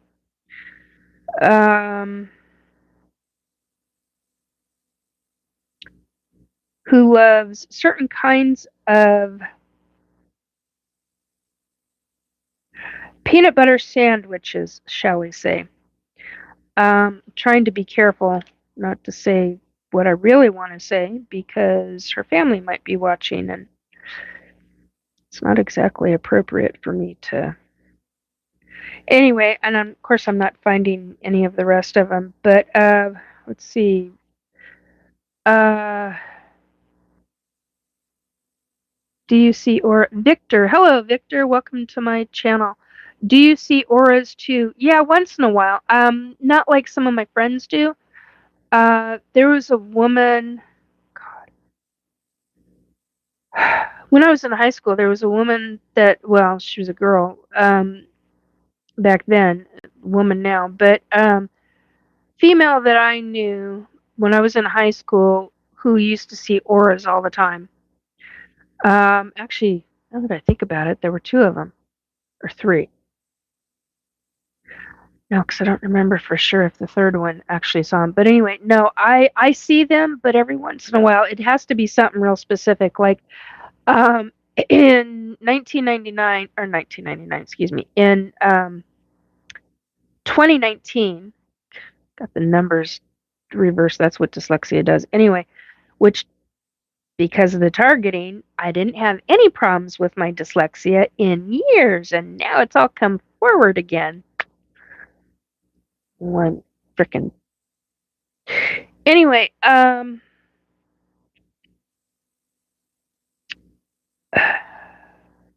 auras, yeah.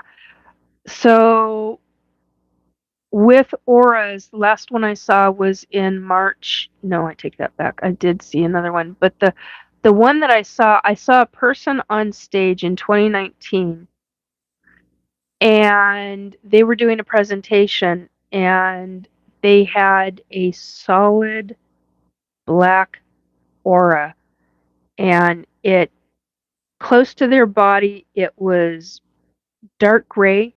It's kind of like a really super fine line of light gray, and then everything was really dark gray, and then it was all black all the way around them. And I'm like, okay, it's the first time I've seen an aura that's been all black. Had to ask people that had more knowledge of it on a daily basis. And I haven't forgotten your question, Woo Riders. I'm still looking for my notes on Three Eye Atlas, because I don't remember the exact. There's quotes that I want to say, and I don't remember what the exact quotes are, and it's driving me nuts. So that's why I've been sitting here going through the journal. Anyway, So,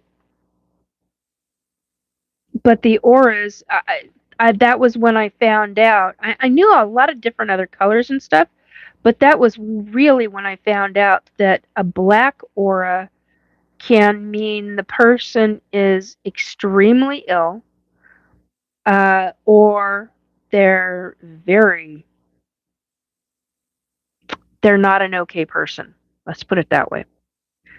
Uh, and that's exactly what this person was. They were not an okay person. And yes, they were sick at the same time. So it was quite a combination. Oh, and I got the last name of Snodgrass. That was a weird one. And then they told me to remind me of the Heaven's Gate cult. And I got reminded that there's another version of that the government might want to look into. I thought that was interesting. Um,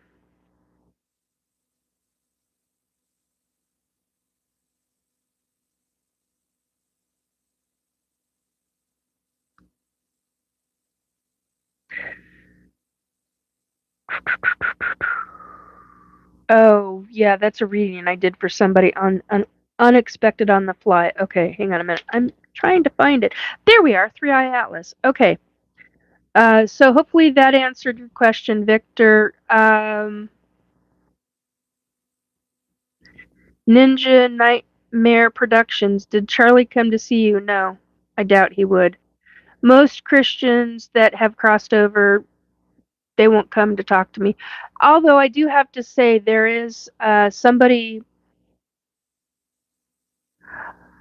that I know who lost her husband, who is Christian, and he came to give me a message to her, and I wrote the message down, and she's not interested. So it's unlikely.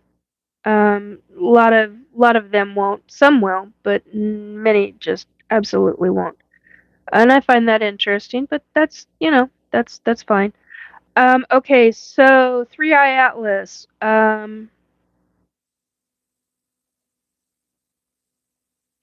Long journey. They've had a very long journey. They intend no harm intended. Uh, they are safe and safety. They are here. They do no harm to humans. They are quote unquote passing through. That is what I got on Three Eye Atlas. Blue Riders. Uh,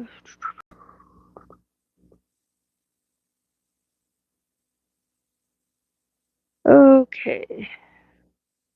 Let's see. Let's go back in. See auras to Victor. I live in the Southwest in Arizona. Very high spiritual, supernatural here, and I can see them shades of purplish and so can my aunt. Also, Phoenix is on a 33rd parallel, so I wonder if that increases. Yeah, I've been on ley lines. I've been on a property that had, is it two or three ley lines? Well, I'm gonna say two. I think it's three, but I'm gonna say two for sure because I remember those two more than I do the third. Um, and basically, sorry, now my nose is starting to go in. Hang on one second. Sorry, guys.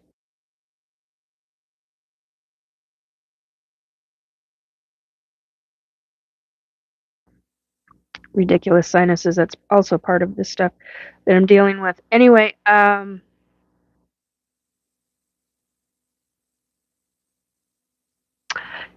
I can't say that. I wish I could. Anyway, okay. See if I go back to Beyond the Pink. Okay. Let's see. La la la la la. There we go. I'm kind of distanced through my book. So one of the things that you guys should do, journal. if you have experiences, this is how I figured out that ETs abduct seasonally. For most, if the human is put into a program, the ETs will abduct in a seasonal fashion, whether it's a season for you or a season for them. So, and if it had not have been for the fact that I was making journal notes, I never would have figured that out. So I kid you not, write journal notes if you even begin to suspect. Write journal notes about your dreams. Not a joke. Very important, because many ETs that do abducting that are okay. Hey, Paramarv. Season of the year or season of life? Season of the year. Um, so if the human is put into, if it's a regular human and they're not with any global government bullshit crap, and they're doing it for whatever program that you're in, write your journal notes, write your dreams, because higher consciousness states and dream states matter when it comes to ET abductions, because it's how they control the human brain. When they control, yeah, I'm very serious. Hello, Enzo. Are you serious? Yeah, I'm quite serious.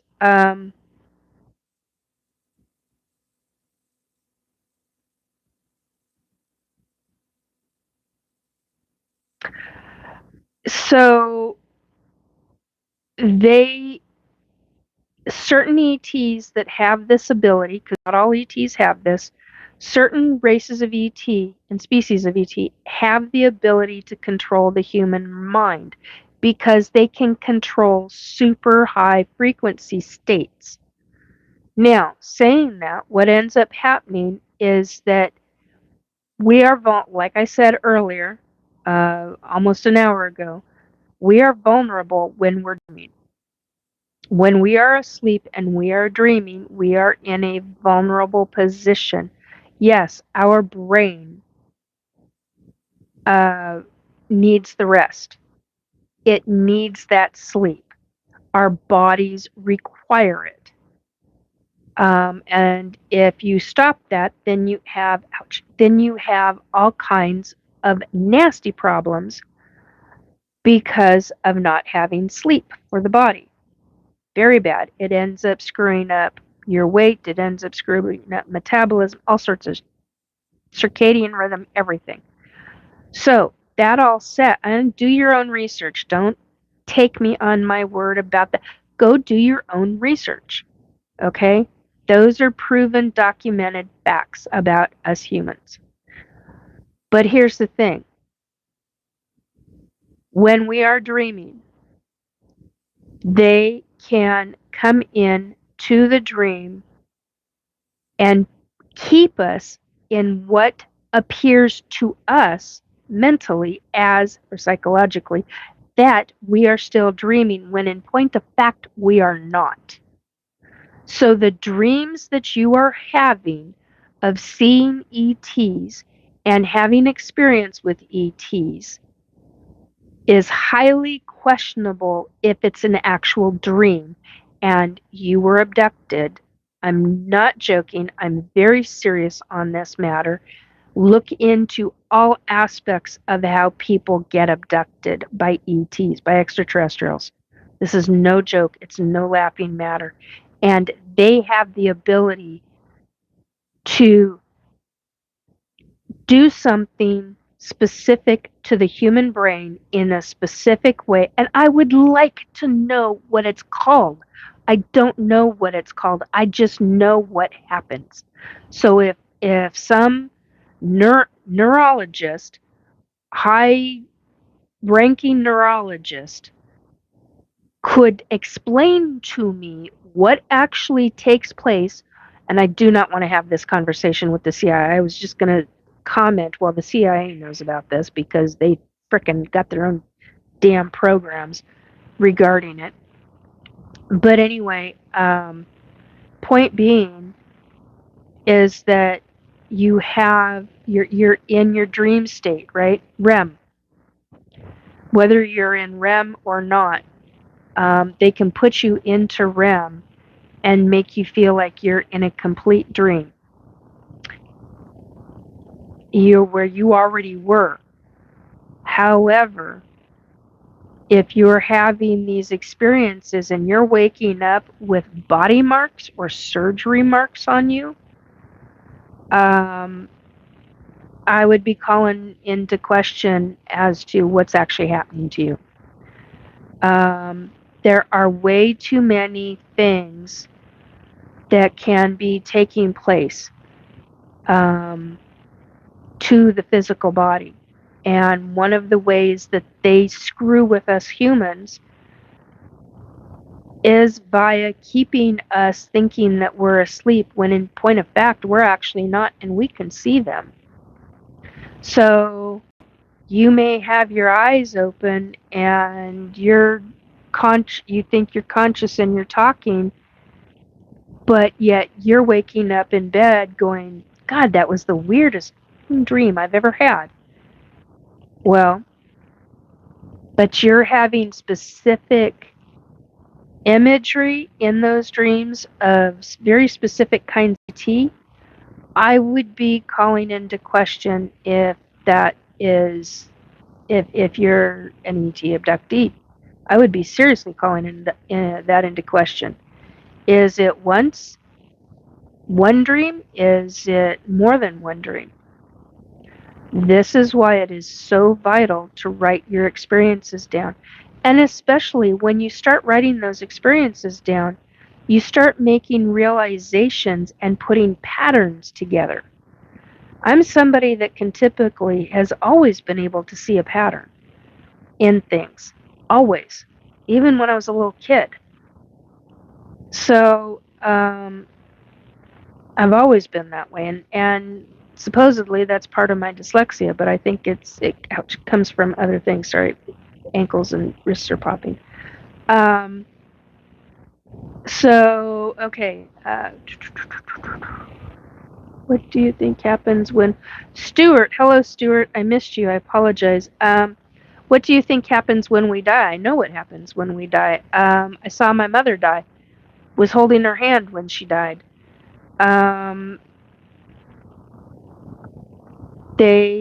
Your other side family comes in, or your loved ones, if it's not biological family, those that you consider family and loved ones, come in and get you. And typically are around your bed. My grandmother, my great aunts and uncles were around my mother's bed as my family was physically standing around her bed, and I'm holding on to my mom's hand as she's taking her last... Hang on. As she's taking her last breath.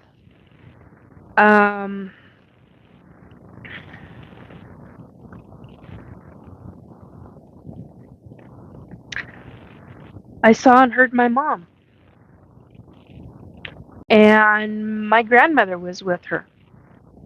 Her loved ones were with her. I did not see my uncle, her brother, who I met for the very first time a few months ago, in spirit form. After my mom, I was in the living room, sitting in a recliner, rocking recliner, and my mom was sitting there with me watching TV, and kind of reminded me of back in the 1980s when we used to do that, when it was just her and I. And she had said something to me, and I said, I'm sorry, what was that? And she said it again. And the next thing I know, she's standing up, and she says, because the couch is to my right, and she's standing up, and I caught this out of the corner of my eye as she's standing up. And God, she was beautiful. She was just, she looked like she was in her 30s all over again.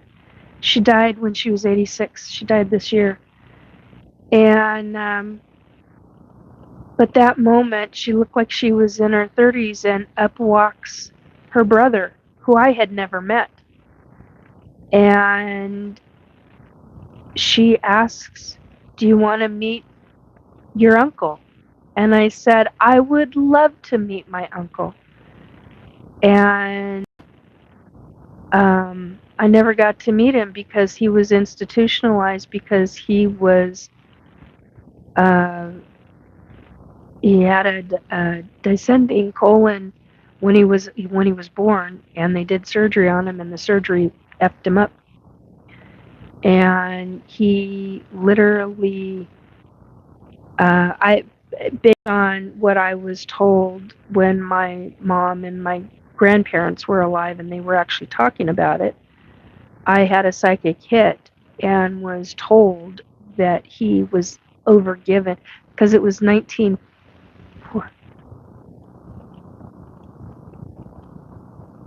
Yeah, it was 1942 when he was born. And so I was told by the other side, by my grandmother, who was on the other side, but it was my grandfather and my step-grandmother and my mom and I and a couple of others having a conversation, family conversation.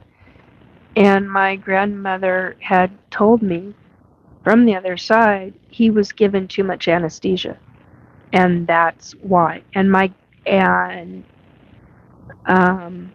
they had taken him all across the country, from Washington State, all across the country, to different hospitals to find out what was wrong with their infant son after that surgery. And nobody could tell. They went even to the Mayo Clinic, and they couldn't tell him any information as to what happened. And basically, he was given too much anesthesia for the infant size that he was, and that's the damage that it caused him.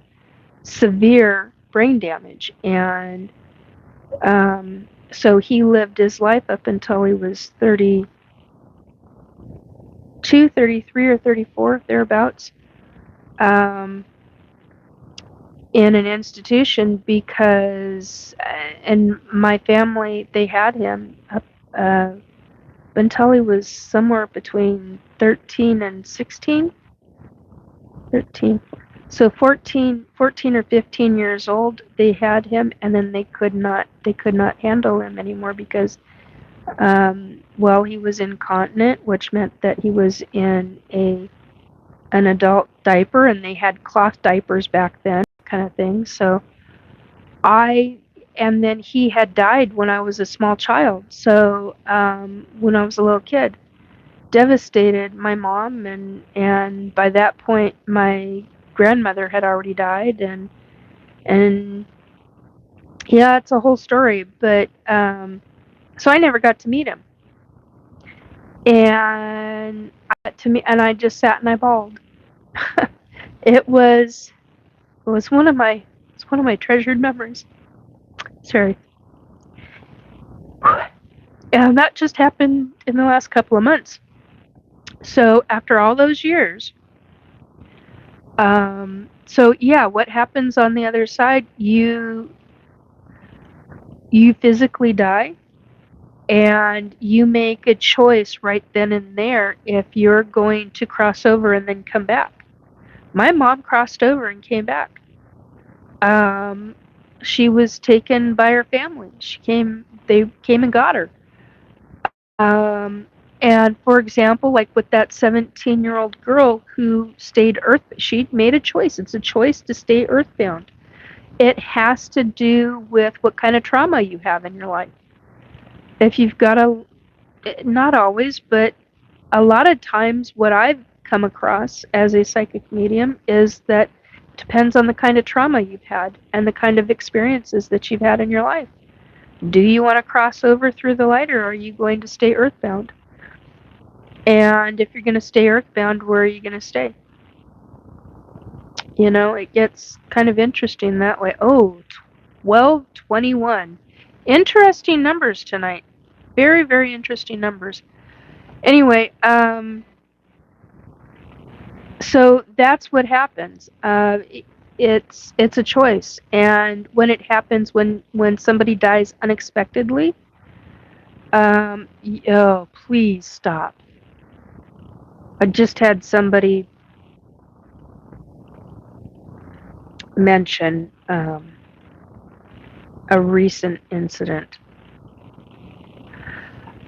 But when they die, they are, whether it's unexpected or not, or it's a long term, like with my mom. It's a choice that the soul makes, and you go, and if you cross over, you cross over, and the other side is very much. I've seen sections of the other side. That gets into a whole nother subject, but anyway, the colors are different. They're more vibrant. It's like somebody turned on. So you know how we have, like you're viewing me right now, right? And you see all the lighting and the colors and everything. And right now I've got the twinkle lights. Well, they're not twinkle lights. If I did, it's going to cause problems for some folks. But so I've got the lights up here. I've got a daylight light bulb here, a daylight light bulb here, and a regular, not incandescent, LED. And it's producing, so you've got the two daylight light bulbs, they're producing natural light. Well, on the other side, turn that volume up on the light switch at least by 80% or 100%. That's how bright it is there. But the colors pop like nothing you've ever seen on this planet. It is the most incredible beauty. The words, there are, in my opinion, there are no words that do it justice. The words beautiful or beauty, gorgeous, don't even touch it. And it's incredible.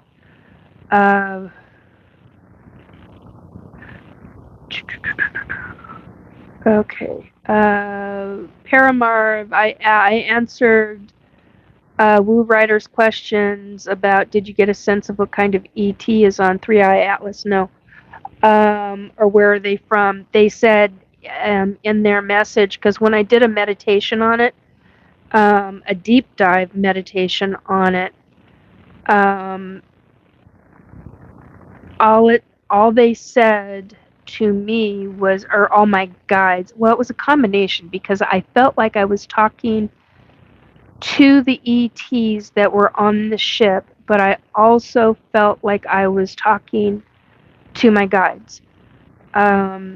So there's that answer. Weird answer, but it's an answer. But long distance, they're from a very, very long distance. Enzo, indigo, aliens, or reptilians? Not sure what you're responding to about that. Woo Writers, question. Nikki, why do NHI Life go through the process of seeing if the governments of Earth would do a contract when they are supposed to be way more advanced? No idea. Don't have a question. I do not have a response for that. Not a question. I do not have a response for that. DNA manipulation. Speaking of CIA, hello. Okay. Positive healing. Messages retracted. Hello, Eddie. Skin is glowing. It wouldn't surprise me. It does periodically. Pardon me, guys. I'm sorry. My sinuses are acting up again tonight. And that doesn't happen very often. So, anyway, I hope I've answered your questions. I think we're pretty close to being it. Excuse me. Anybody else with questions? Paramar, do your guides ask anything of you for their help to do something that you wouldn't normally do? Okay, do your guides ask anything of you for their help? No. No.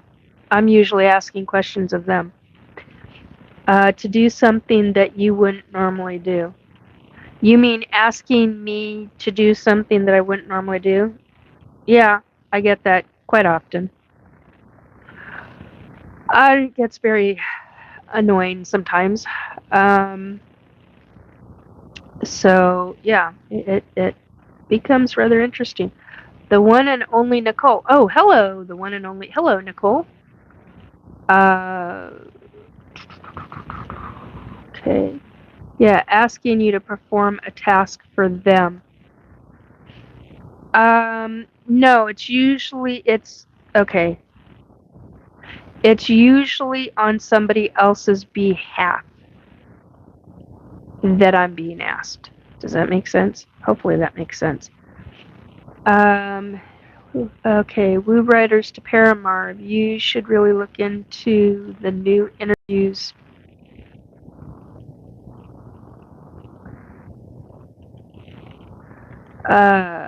Doing Nathaniel Gillis has been doing recently, and watch fully his new take on the overall phenomenon is a very new take and very interesting. I'll have to look into that one.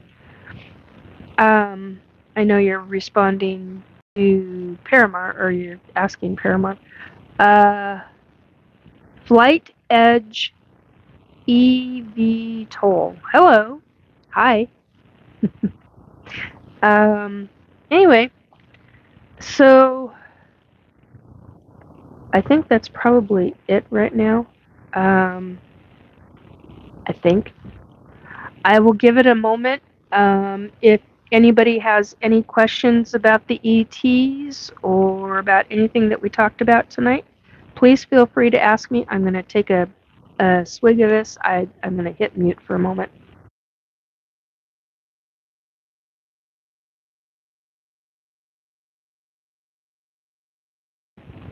Okay, that's better. All right. Flight Edge. I'm just going to say Flight Edge because how are you? I'm doing all right. Doing all right. Woo Riders, Nikki, could there be a Jesus Christ type figure in all other galaxies? That's an excellent question, and nobody has asked me that question before. Yeah, it's possible. I mean, he can be anywhere. Jesus to me is a hierarchy. He can be anywhere. At any given time in multiple places at once, just like the angels can. That I know I have seen happen. Paramarv, thanks, Nikki. That answers my question. Basically, I was asking if there was a quid pro quo. Got it.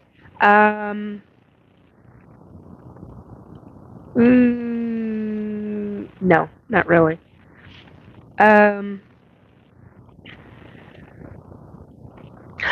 Although, now that I think about that, I'll have to say yes, there is a quid pro quo. Try this again. Quid pro quo sometimes. How do I say that though? How do I? Okay.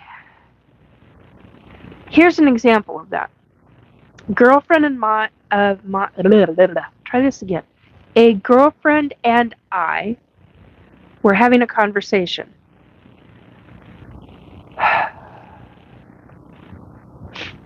We're both psychic. We're both very strong, and we both have had numerous past lifetimes together. In answer to your question, Para, she got asked to do something. My guides asked me to do something. And it was all,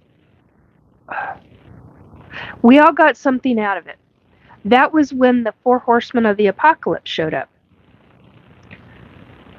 And let me tell you, I remember the Four Horsemen of the Apocalypse in stories and things of that nature. I didn't even begin to think that they were truly real. Oh, I found out that day. Yes, they are. Holy cripes. And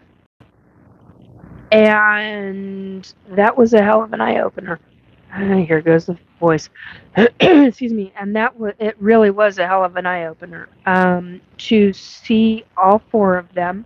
They were very nice. I haven't talked about them in a very long time, but yeah, it was a quid pro quo, and I'm not going to get into details of it. And that's the only time that I can honestly think of.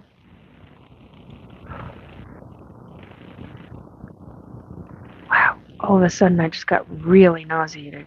Like I'm going to throw up nauseated. Oh my god.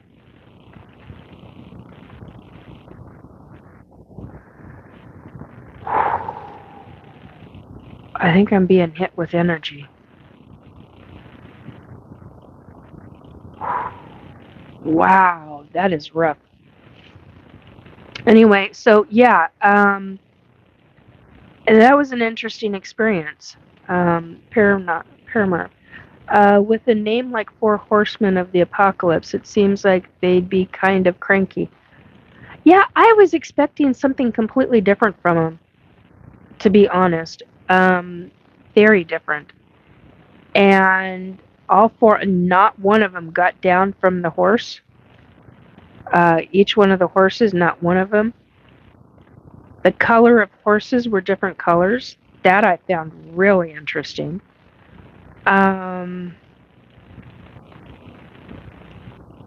The horses had visors on them, so you could not see the eyes. That, I am here to tell you, that actually disturbed me greatly. Because I had this sneaking suspicion the eyes were going to be red and not brown or some other color. And my gut intuition was that they were like neon red, orange type of color, and it just, I had a hard time with that.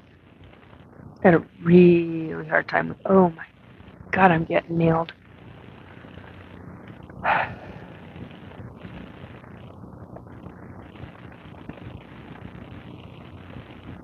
So, sorry, just trying to pick up on what I was feeling. Anyway, so yeah, it's, gee, Craig Stevens. That is something I don't need to know right now. Seriously, dude, come on. Sitting on your toilet, good grief. Alright, Woo Riders, Nikki, I agree with you on Jesus Christ being the Son of Source, creator of all existence, but from my experience, reincarnation doesn't fit with me. Maybe it's different for each person and soul. Okay, I'm going to tell you something, Woo Riders. Something I found out the hard way.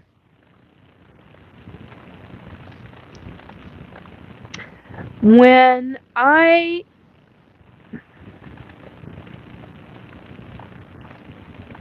it's not going to go over well because I am a Christian and there are a lot of people that I know that have interesting belief systems, and I kind of felt the same way. Well, no, I did, but I didn't. I had the belief in reincarnation all my life, but yet at the same time when I went into the church, I didn't. It's like a very taboo. But instinctually, I have always felt that was real. Now, in saying that, my one experience that really taught me hardcore was when about it was when I was pregnant. I was a surrogate mom at the time. This was a couple of years ago. No. This specific incident happened last year. Sorry, not a couple of years ago. I reverted over to a different ET hybrid pregnancy. Sorry. I questioned it that time. That's why I said it that way. But this last ET pregnancy, hybrid pregnancy, was really hard to handle because I was sitting here in this chair. I was, to my left at the time was a TV tray, and I was sitting there writing and working on stuff. And I knew I was pregnant. I knew I was ET pregnant. And I also knew I wasn't going to go to a human doctor. There was no way in hell, because I don't want to be some test subject. And it really pissed me off. And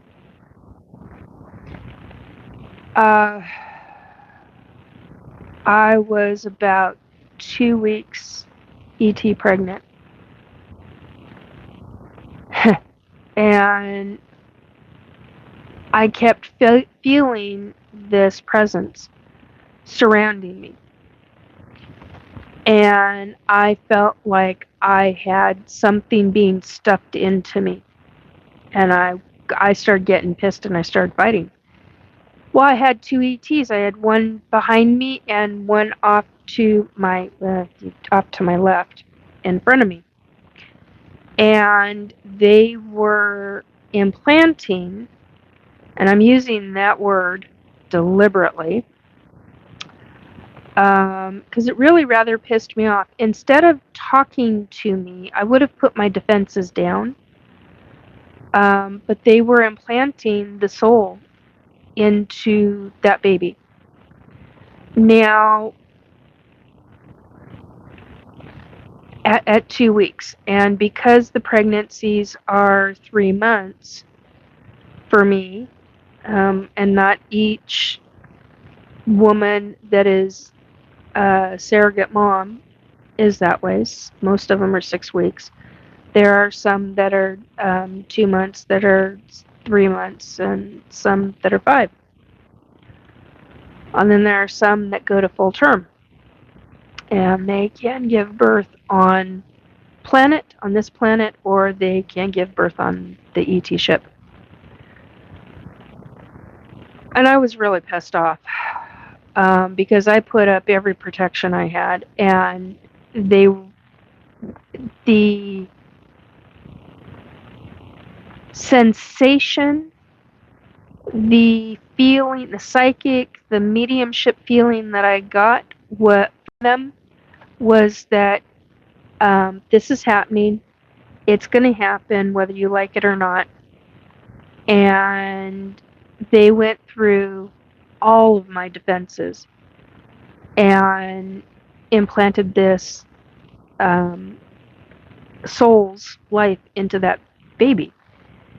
And that baby was the most talkative out of all of my hybrid children. And it was because of that incident that I learned that with human babies, now I suspected this, but this was basically a full-on confirmation for me. Sorry, I'm getting tired. That souls come in to human babies right around the first month. Some don't come in until the very end of the pregnancy, like at 7, 8, and just before birth. Depends. I have a hard time with that. But that's what I was really... I had conversations with the ETs with this baby and it was a boy, and he was very much the adult soul talking to me as the adult soul for about 2 weeks. After that, he was fully integrated as a baby. It was a hell of an eye-opener for me. Just it above and beyond. I had such a hard time with that. So I did a lot of talking with the other side. I did a lot of talking with the ETs, and I did a lot of talking with ET baby before he went. It's like there's something about when they are integrated into a physical form from the soul form. There's something specific about that to where they revert. They revert from the soul of all-knowing soul into infancy mode. And by the time I was fully at 3 months pregnant, just before they took him, he was the mental age of about a 7 to a 9-year-old human kid. And he was still, consciously, that's what he was, age-wise. And it's mind-boggling. And it's a completely different time structure for a human. And I talk about mind-bending. This whole experience has been a hell of an eye-opener and has been a hell of a mind-bender to me about being an ET abductee. It's not easy. You live a daily life not knowing, trying to figure out what the hell is happening to you. I've got family who are like, they think I'm crazy. And I'm at a stage in my life where I don't give two shits anymore if you think I'm crazy or not. I don't care if it's family that thinks I'm crazy or not. I'm not fucking crazy. This is something that has happened to me.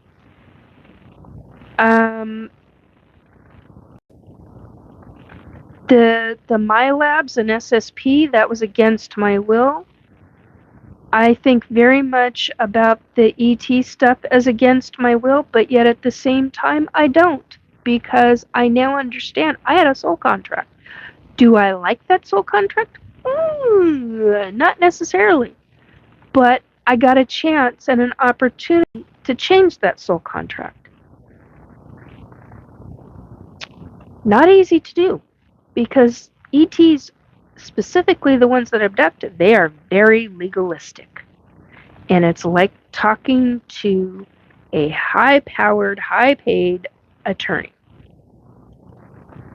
The kind where you got, they're little ivory towers sometimes. Anyway, so being an ET abductee and trying to live a daily life, and I didn't register that I was an ET abductee while I was going through this. So they didn't see any of that. The family didn't see any of that. So, of course, they're going to think that I'm crazy or delusional or whatever they think. I've lived my life. I've lived quite a life. Raised a kid, and we homeschooled back in a time when homeschooling was like really bad juju, you know. Got a lot of shit for it. And, you know, socialization and this and that. And it's like, so, you know, I was an advocate for women and children. And now I understand why, because of my experiences with SSP and MyLabs, why I've been such an advocate for women and children, specifically children. I get it now. It's because the global governments are doing child abductions. Can I prove that? No. Do I want to? Hell yeah. But what I can prove,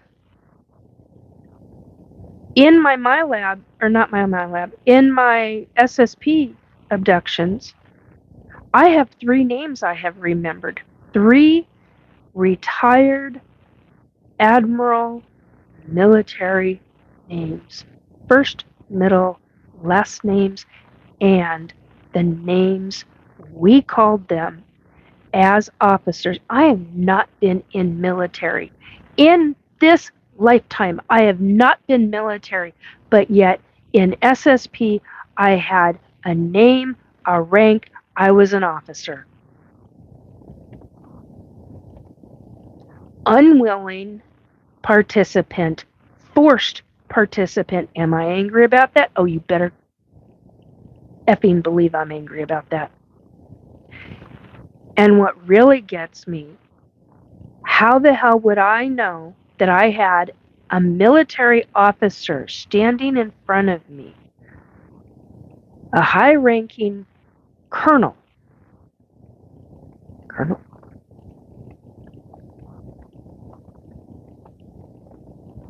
Hang on a second, that's not right. Trying to remember his rank. That's not right. He was high-ranking, but he wasn't a colonel. It's one down from a shit. I gotta go look it up because I can't think of what it's called. But it pisses me off. And that bastard stood there and screamed that far from my face, giving us, there were 7 to 9 of us, addressing down because we saved the life. Well, we didn't just save one life, we saved lives of people. And they were pissed because they wanted those specific ones dead. They didn't want them saved. And I was like, no man, no woman is going to be lost on my watch. I was a pilot for them. We're back to the 1221 again on the numbers. No one's gonna be lost on my watch. Matter of fact, when and that bastard had the audacity to stand there screaming in my face, telling me that we were the U.S. military's property. We humans were their property, and we were worth, our bodies were worth $380 million per person. Where the hell is that $380 million per person coming from? Who's funding that? Ask those questions. That's the kind of stuff that Congress should be asking, because that's part of the deep government. But yet, is it really going to matter? Because they have their own funding sources, yet at the same time, they have their own military. They have free range carte blanche. They can do and murder anybody at their own choosing and at their own will. No joke. I have witnessed it and seen it for myself. They don't give 2 shits. So you want to talk about funding and where money is going to and coming from? Look into that. $380 million per person? Why? I'm not getting into the whys and wherefores and hows and all that right now. I did that on other broadcasts. I hate calling them shows, but on other broadcasts that I've done. So check out those, and you will find those answers. But do your own research. Hang on.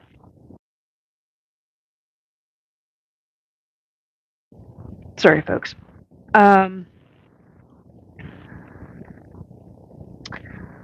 So we've had a lot of subjects tonight. We read there's positive healing energy and positive protection for all. Yes. Paramar, for reincarnation, we are told that the point is to have our soul learn lesson. Yes, learn a lot of lessons. Then a lot of people I know take issue with that. But it seems like if they're going to wipe us anyway before we are reincarnated, that we spend a lot of time relearning. Yeah, we do. Because there are different things. Hello, Thomas Livingston. Boo, he says. Hello, Thomas. Emily Dunham. Hi there. What is your name? What are you up to today? Well, I don't know if you're still here because I haven't seen chat in a while. Emily, my name is Dee. I'm an ET abductee, and we're talking about ETs versus demonics versus a number of other things. We're also talking about numerous experiences as an abductee, as a surrogate mother to numerous hybrid children, lots of topics. Thomas, Churchill's father. Yeah, I'm sure. World War One and World War Two. Okay.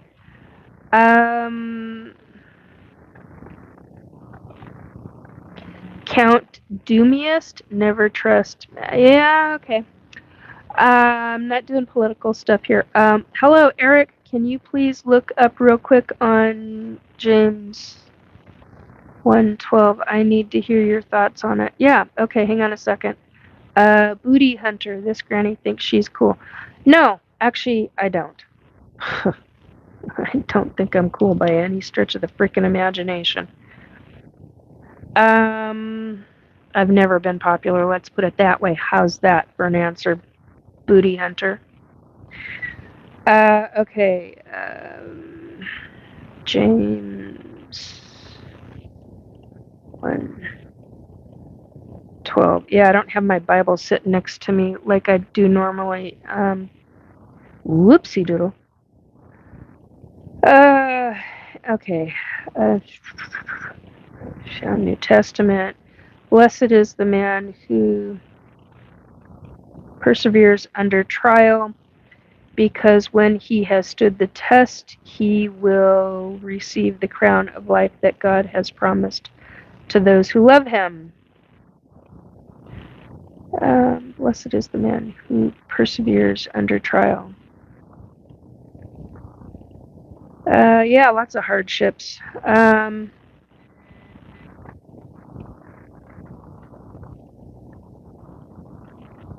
The crown of life, a symbol of eternal life and victory. It's interesting because I never started talking about my. Thank you for that. I don't, Eric. Please ignore the hater bots. Yeah, I'm trying.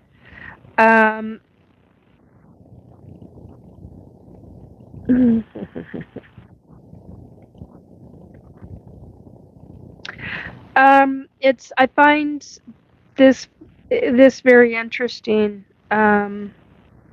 Just in a lot of aspects. I don't know what you want me to talk about it, but my perspective of it, I think it's pretty neat. I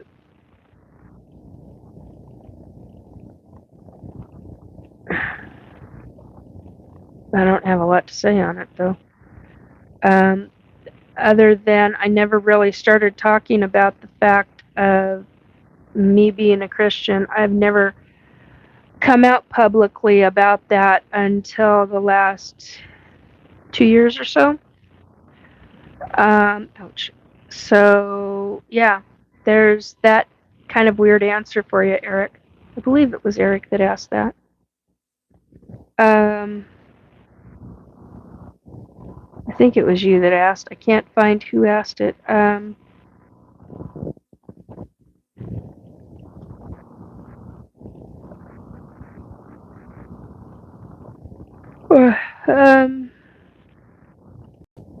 Thomas Livingston, your partner goes to. I have no idea where that is.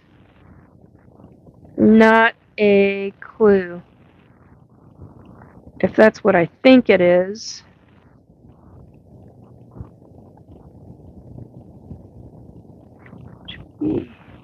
Oh.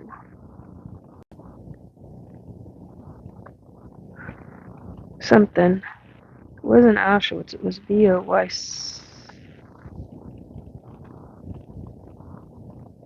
Not even sure what that is.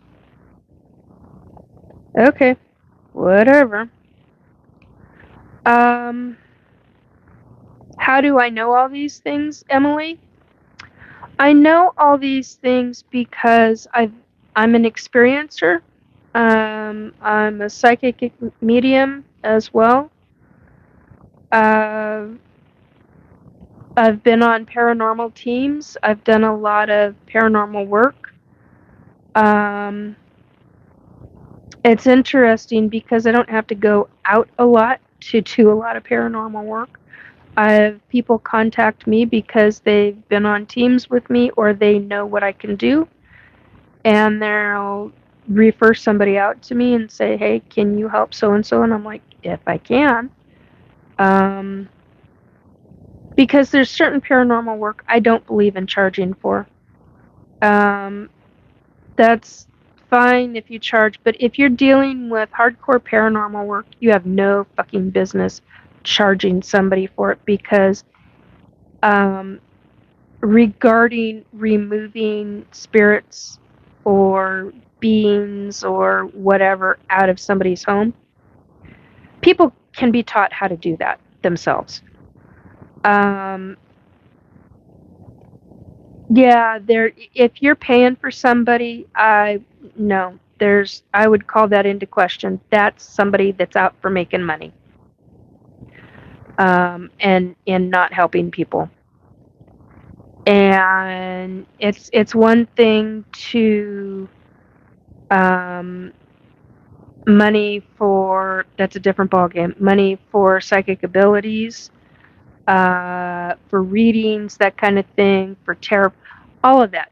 Totally different ball game in comparison to, you're going to a paranormal team and you're going there because, say for example, that 17-year-old spirit who was throwing a teenage temper tantrum, throwing glasses around, literal tumblers filled with liquid that somebody was drinking from, picking it up and throwing it across the room and it shatters on the ground. A spirit doing that. Yeah, that's when you have somebody come in and you deal with the paranormal. You deal with the situation, or you deal with numerous spirits who are upset, or you deal with whatever. But the one thing I've learned in this community, I was trying to find the right word. You don't charge for that kind of stuff. And if you do, that's out for making money, because what you're doing is, if you haven't gotten the whole issue taken care of, then you're just increasing the potential to piss off the entities or the beings or the demonics or the spirits that are already there. You need to have somebody that doesn't charge, that comes in, has a conversation with the if it's spirits, you find out what the hell the problem is. Yeah, I do not agree absolutely do not agree for charging regarding that kind of paranormal stuff. Now, for being a psychic, different ballgame for folks. I have no issue with that, but I take great issue with, and because I know that people that have the team that's gone in has only made things worse. The paranormal team that's gone in, they've only made things worse. Died down the situation for a short amount of time, and boom, right back, only more stronger, more powerful, deeper problems. So, yeah, be very, very careful in who you search for regarding paranormal teams and what their stuff is all about. Be very careful on that kind of thing. What else do we have here?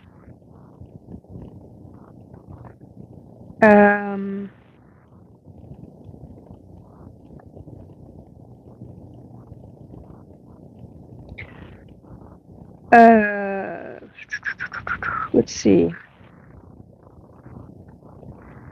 Sampath. Hi. Hello.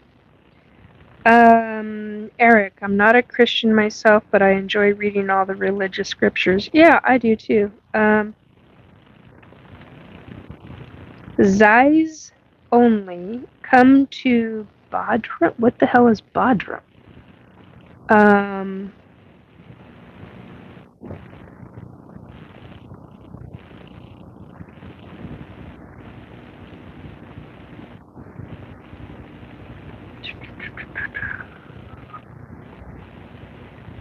you are the most. You are more than qualified. Wow, I respect what you do. Thank you, Emily. I appreciate that.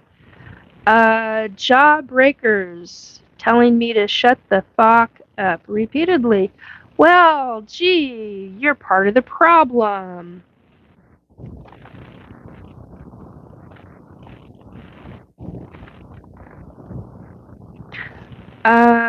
Emily.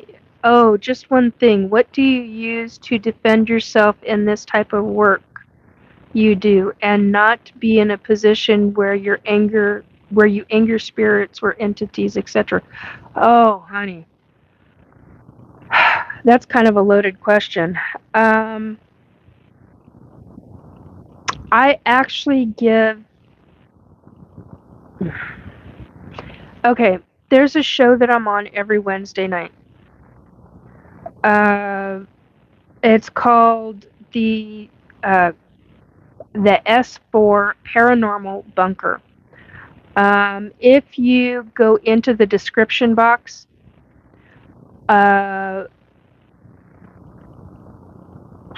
on almost any one of my live broadcasts on the replays, you will find a link for the S4. We call it the bunker, but it's the S4 bunker. I can't remember what I don't remember if it's at symbol at the S4 bunker or if it's at symbol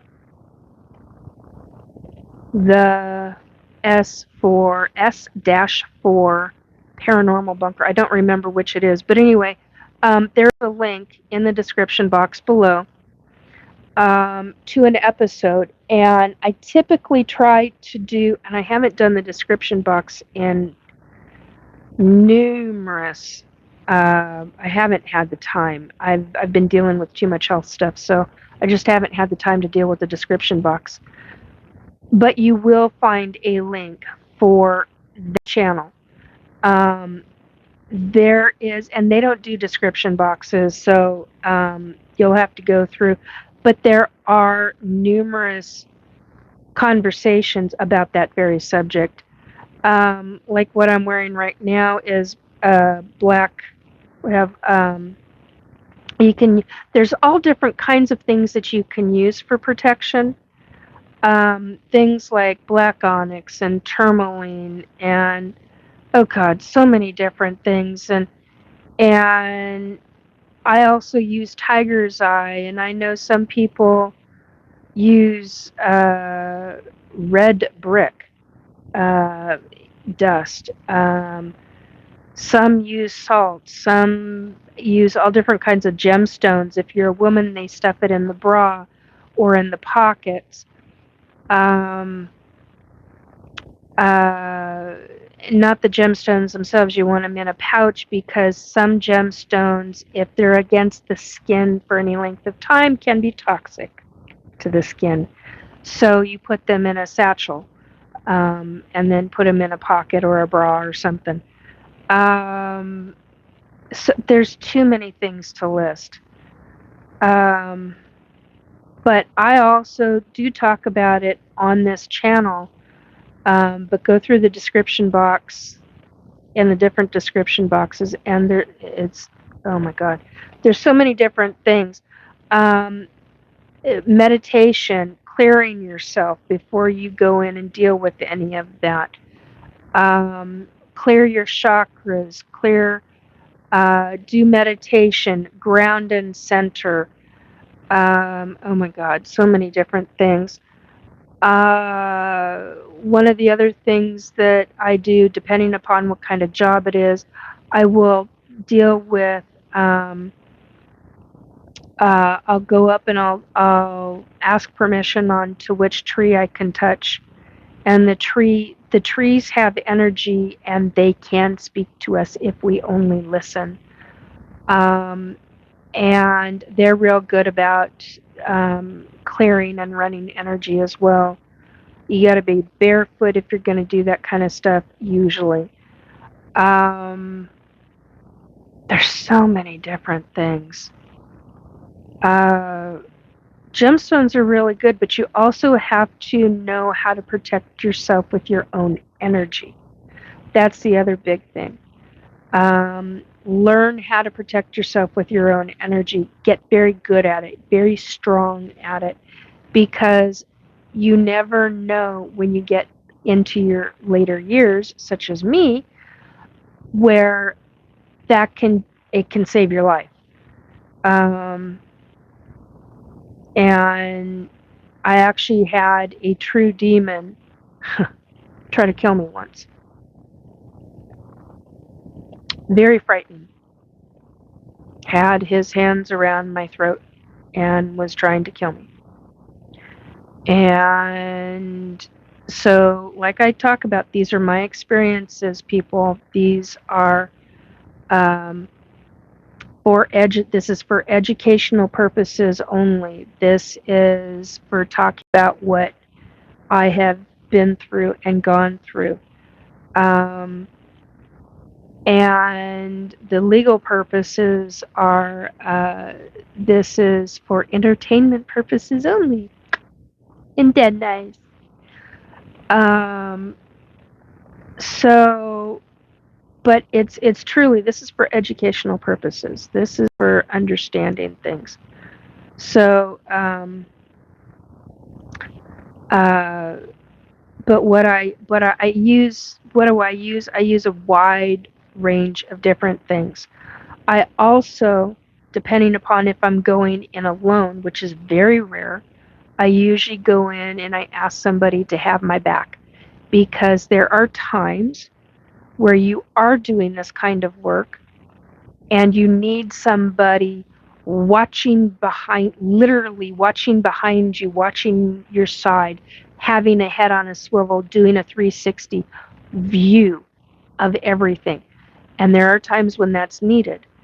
Thankfully, this last time when I was unexpectedly asked 2 weeks ago, I had to think about that, 2 weeks ago, to deal with a very dangerous situation, that was when I found out that what I call wannabes, because they're trying to become a true demon, and it takes multiple millennia. I used to think it was only one millennia, because that's what I was told by one of those beings. And then I later found out from different hierarchies, no, it's actually not just one millennia, it's multiple millennia. It can take anywhere from 2 on up to 9 millennia for some entities trying to become a true demon. And so I call them a wannabe. And what I didn't know is that the wannabes have minions. And it was a hell of a shock. Oh, we have 22, 23 right now. How interesting. And so thank you for the likes. Please, if you haven't, please click the like button. Pound that like button, please. It helps the algorithms. And if you're interested in this, then please subscribe and follow. Most appreciated. But yeah, it became a real interesting eye opener for me, because I always assumed that, but I found out firsthand experience that wannabe demons have minions below them, and those minions are. This was a slithery. I can't say slimy, but it was a slithery kind of demon that could whisper in humans' ears and could try to do the prequel of the setup before possession. I did not know that. I found that out then on that case that I worked on, and I went in asking my guides and the angels, archangels specifically, to come in and watch my back because I was going in at it alone. It was an on the spot situation to where somebody had said, "Hey, I've got somebody who just walked through my door. Can you help them?" And I'm like, "If I can. I don't know if I can, but if I can, I'll try." And I got to talking to the person, and this whole situation came about. And this one minion was essentially affecting 4 families. And I'm not going to go into how, but it was all because of one piece of property that connected the person that, not the person, well, affected the person that I was asked to help. But I found out previously that it was affecting other people, and a number of days before, and it all came about. It was like this great big circle situation for me. It was quite an eye-opener. So I walked in fully fully loaded. I walked in with different gemstones.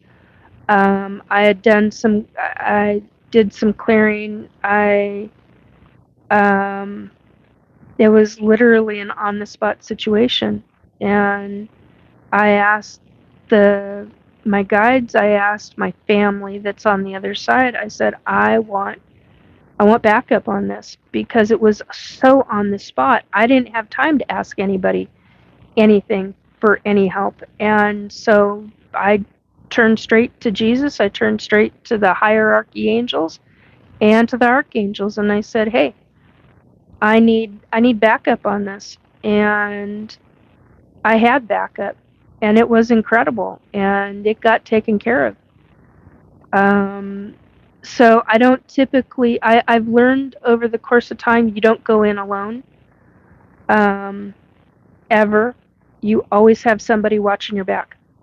And whether that is somebody in the physical, like me, another psychic, another medium, somebody that is an energy worker, somebody who has vision, has clairvoyant vision that can actually see these things.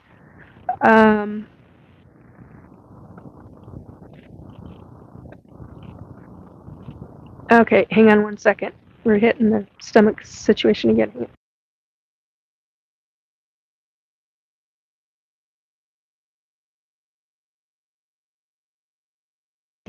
Okay, now that that's over with. Emily, what is the worst thing you have encountered in a case you have worked on? You are very brave. I hope for you to always have success in all you do. Thank you, Emily. I appreciate that very much. Thank you. It was very nice. What is the worst thing you have encountered in a case you have worked on? Oh gosh. Well, the worst thing I encountered was 2020, I think. It's 2019. So much happened between 2018 and 2021. And I'm not talking COVID and all that crap. All that trauma drama shit. But the worst case was a cemetery.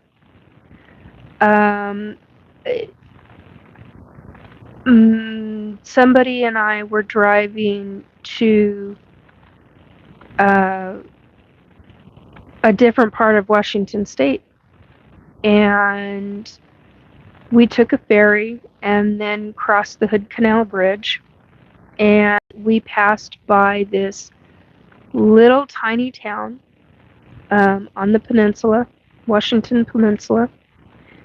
And yeah, I've talked. Goodness, somebody's having a major party outside. Like, major party. Wow. Okay. Property. Your bangs are cute. Thank you. I appreciate that. I need to trim everything again, but I haven't done it in a while. That and I need a full haircut. But thank you. I appreciate it. Thank you. So we drove by this cemetery, and I got drawn to it. And I told the person that was driving at the time, because I was the passenger in the vehicle, I said, hey, when we come back, can we make a stop here in this town? And the person was like, yeah, sure. So on our way back, we stopped, got out, and I kept getting drawn. I mean, I was so drawn. It was really intense. The spirits in that cemetery, they knew I was coming. And it's interesting because around the same time, I had been, no, the previous year, that's what it was. So in 2019, I had come off of a live broadcast off of a friend's show.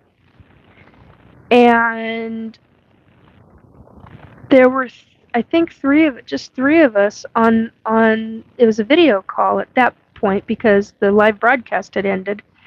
And she and I were talking, and she goes, why do you look, it was something to the effect of, why do you look like you've got popcorn ceiling falling down all around you? And I didn't think, I mean, I saw little glimmers and things like this around me, like right up to about like right here or thereabouts, and around me. I didn't think anything of it. And then I looked up and I went, oh my God. And it was like large snowflakes falling down from the ceiling, but very fast. I mean, like really fast. And I didn't have a popcorn ceiling. My ceiling in that apartment was smooth, baby. And these were fairies. And I got told, you are being blessed by the fairies. And I went, why? What's happening? What's going on? Well, a few months later, I was on a piece of property that I needed to be protected by the fairies. It was a very interesting piece of property. It was the property that had 3 ley lines on it, amongst a lot of other things. A lot of paranormal stuff, and a lot of fae. All different kinds of fae. Wood nymphs and also, oh my gosh, everything. And the wood nymphs actually came to sit around the fire with us, but that's a whole nother subject.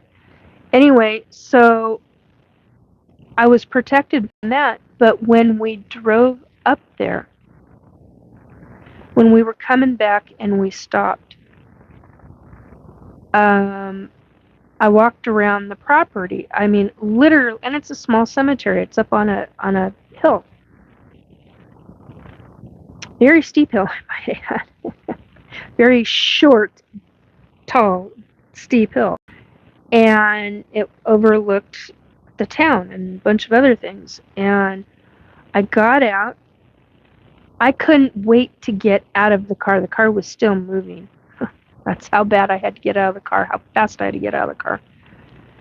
And I went, I gotta go. I gotta go.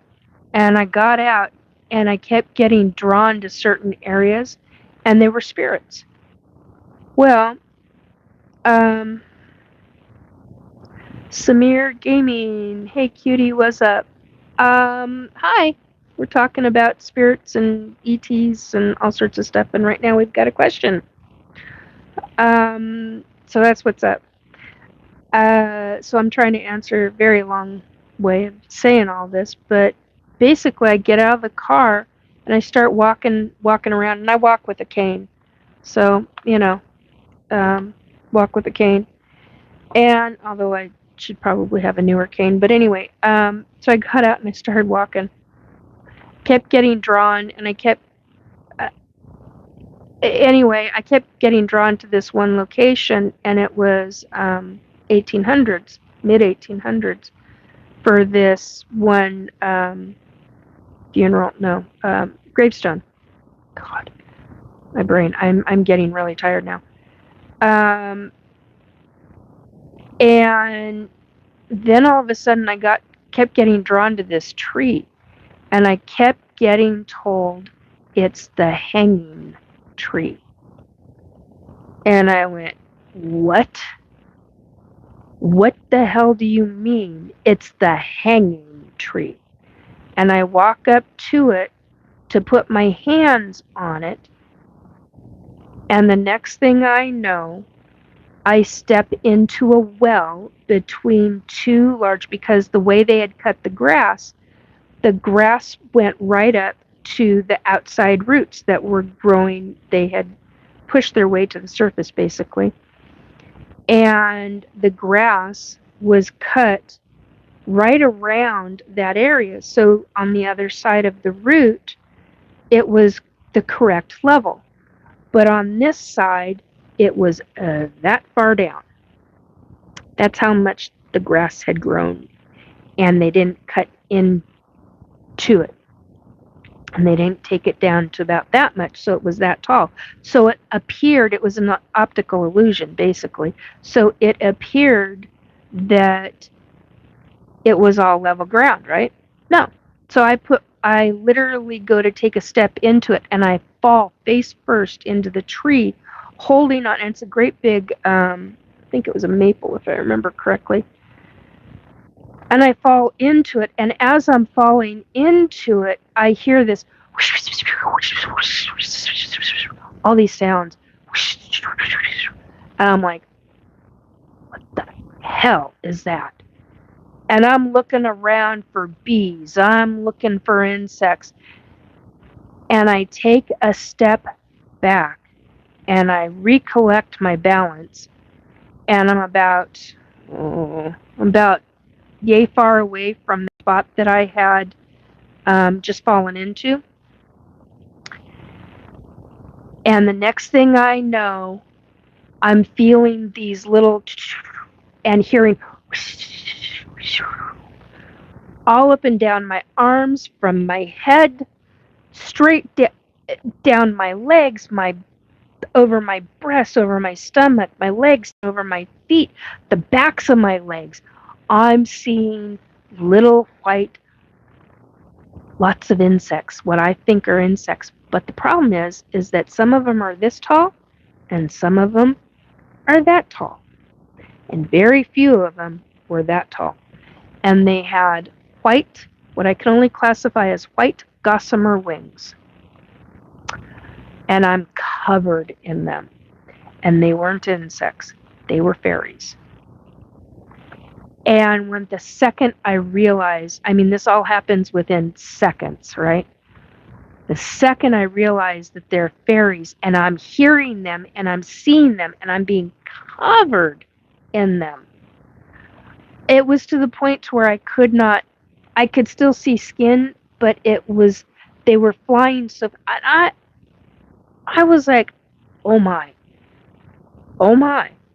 what do I do? And then the first words in my head were like, I need to apologize, because I literally stepped inside of a fairy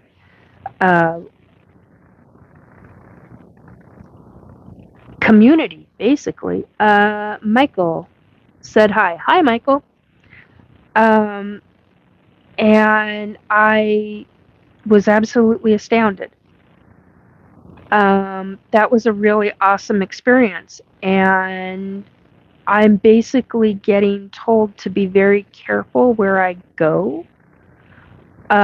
Towards the back end of the cemetery that had a overlook, basically, and the trees were grown up so that you couldn't see the the can't think of the name of the waterway through there right now. I can't remember if it was part of the Hood Canal or area, or if it was. Anyway, there's a waterway there, and so you have all these trees, and they kept telling, it wasn't me getting told, it was them telling me and insisting that I be extremely careful. Emily, so let me get, I want to, are fairies friendly? Are there classes of fairies? And how do they communicate with people? Excellent questions, my dear. So the most dangerous experience. So I got forced, I realized what was going on that property, and that a necromancer from the 1600s and earlier, more closer to the 1400s, had been in numerous lifetimes as a necromancer. It was a female. And she had conjured, for lack of a better word, this entity into being, and it was surrounding this property, and it had control of this property. Well, there was a spirit on that property who was essentially the town's matriarch, shall we say? And she would not allow me or the person who was driving to leave the cemetery. I'm not joking. I got she literally would not allow me to physically take one step outside the boundary gates of that cemetery without promising her. She forced me into a promise, for which I'm glad she did, because they needed help badly, very badly, in fact. And she essentially shut it to where we couldn't get the car doors to open. Everything was electronic. There was not a damn thing wrong with that car. I am here to tell you, not a damn thing wrong with that car. Brand new vehicle, should not have had one freaking thing wrong with that car. But she had it within her ability and her powers, and she made it so that neither one of us could access the car. Then, when I finally agreed, she released my feet so that I could walk, because she made me firmly planted. I gotta find out what time is it. 2:19 a.m. Left ear. That's an ET ear pitch. Oh joy. It means I'm gonna be abducted in the next 7 to 9 days, or in the next 24 hours to 9 days. Anyway, so basically, when I made that promise to this spirit that I would provide them with help, and I am shortening this story down because I go into great detail on one of my other live broadcasts about this story. Okay, Emily? So if you want the full kit and caboodle. So I promised this spirit, and they know that I don't break promises. It's extremely rare. If I break a promise, it's extremely rare, and it's like a really big deal to me. Really, really, really big deal. Because a promise, both to human, to an ET, and to the other side, is a covenant. You're making a vow. So it is a very big deal to break a promise, especially with the other side, and especially with any of the hierarchies. So all that said, sorry guys, I am tired. All that said, here we are, and we finally eventually leave. I make the promise to come back to return to figure out how to deal with the situation, that I would look into it and all that. Well, a friend of mine, who is now on the other side as of the end of June of this year, was a very powerful individual and had my back. And the worst situation I've ever experienced, besides that true demon trying to kill me, was this situation with this cemetery. We retrieved, which I didn't even know could happen, souls who had been severely harmed, tortured, and essentially shredded to damn near nothingness. Like I said, I did not know that that could happen.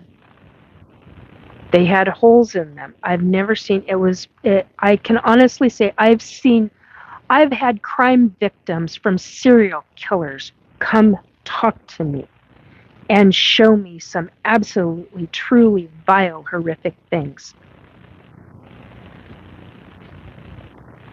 This outdid any of that by lengths, bounds, and gigantic stretches,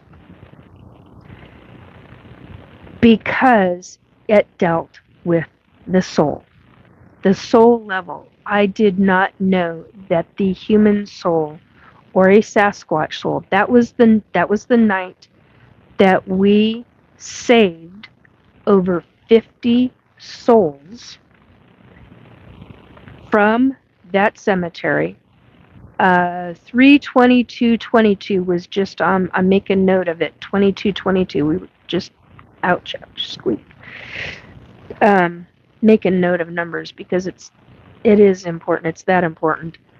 And so not only did we save those souls from demonics, extremely demonic entities, we not only saved human souls, we saved fairy souls, and we saved Sasquatch souls, and a number of other kind of souls. I can't even describe them. I don't even exactly. I just know that they were part of the Fae. And because of this situation, that is how and when I found out that Sasquatch and Fae will work together. If the Sasquatch have abilities, because not all Sasquatch have abilities. That's an interesting subject right there. But anyway, and we got them safe, and the demonics were dealt with in a rather horrific way from the other side, I might add.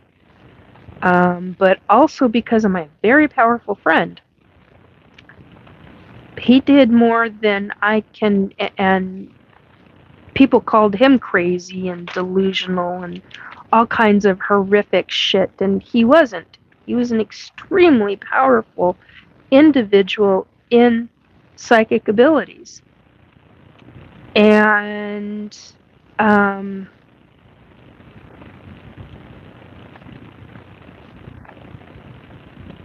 JJ Fish Sticks, I'm a level 10 wizard. In gaming or otherwise. So not only did we save those souls, those over 50 souls in gaming, okay, we crossed them over to the other side, and I had the human souls. Some of them were from the 1600s and 1700s. long before that town was ever became a town. I have names written down.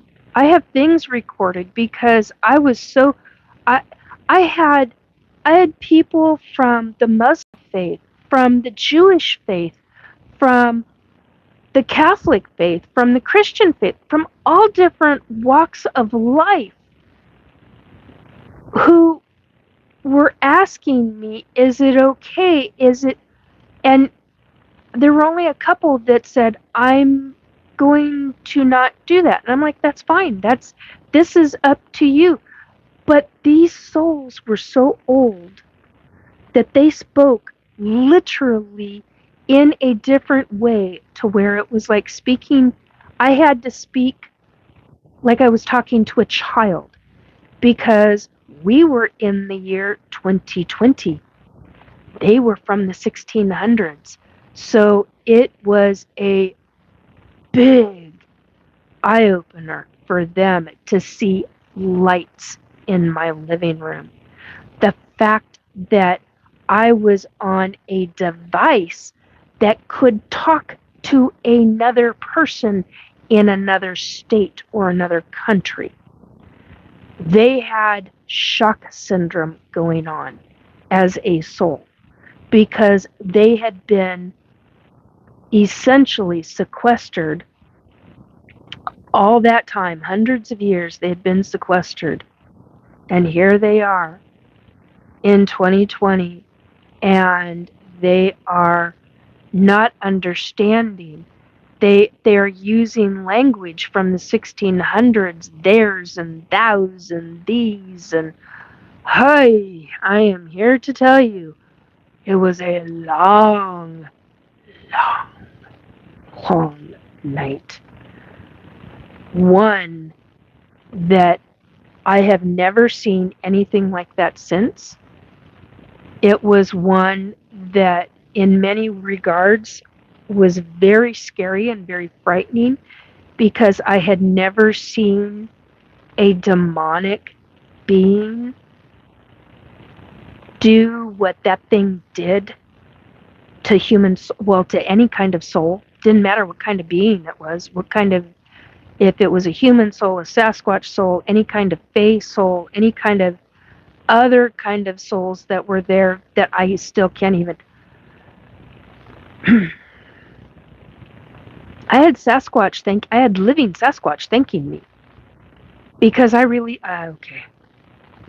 their family.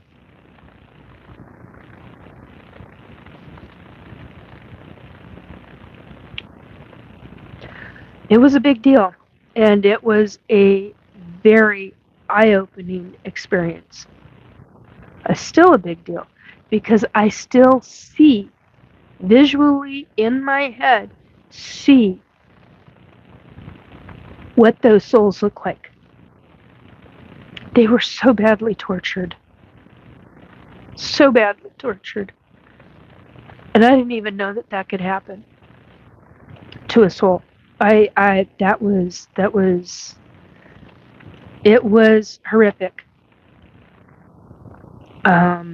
I've witnessed other things. I've seen a lot of other things. I've had, for example, I use Capone. Capone came and talked to me and showed me what he liked to do, to people, physical people, and all this other crap. Like I said, I've had crime victims. I've had I've had victims of serial killers come and talk to me, and it was awful. Jay Fish sticks, do you ever drop acid? No, I don't do drugs. PDWH, there are different types of humans. Yeah, I do have to agree. Learned how to cast a fireball. That's cool. I'm gooning Mr. Me. Hello, Mr. Me. I'm gooning right now. I don't know what that is. Do you mean gaming? Okay, so Emily, that's an answer, a very long answer to that question, but it's an answer. Are fairies friendly? Some can be. For whatever reason, I was chosen to be protected. I do not know why. Well, I can't, that's a lie. I do know why. I still have a hard time believing why. That's how I should state that. Are fairies friendly? Yeah, some can be, and some can be tricksters. A lot of the fae can be tricksters. Are there classes of fairies? Yes, there are. There are different. I wouldn't call them classes. I would call them levels. Different levels, different kinds of fairies. Yes, there very much are. I've seen ones with pointed ears. I've seen ones with rounded ears. I've tall rounded ears, short rounded ears, ears like a human or similar to a human. I've seen ones that are green. I've seen the white ones. And I think that I have seen, I can't, I say I think because I can't quite classify it as a fairy, but I don't know what else it is. It felt like fairy energy because fairies have a specific energy. Most different fae, different kinds of fae, have different energy signatures. So, and how do they communicate with people? Telepathic. Anybody can be telepathic. Literally, anybody could be telepathic. You've got to be very careful with who you're being telepathic with, though, or what you're being telepathic with. So there's those answers. Cogsworth, what's your channel about? My channel is about my experiences as an ET abductee, extraterrestrial abductee, along with being a psychic medium, along with paranormal experiences, and all kinds of things like that.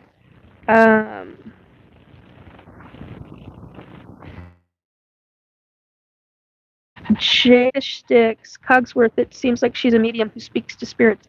Yeah, do more than that. Japheth Sticks, what about lizard people?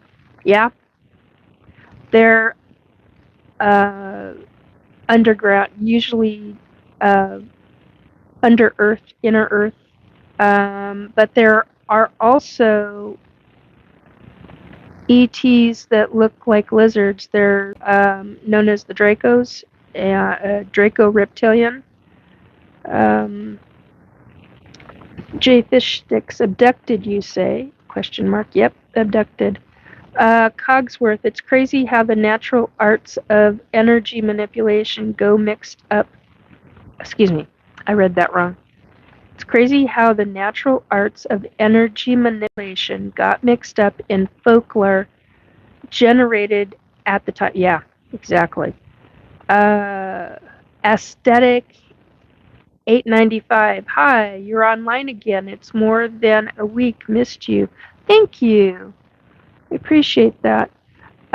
Yeah, I've had some health things going on, and so I keep expecting to be able. I know I can't do Thursdays anymore. It's just not an option.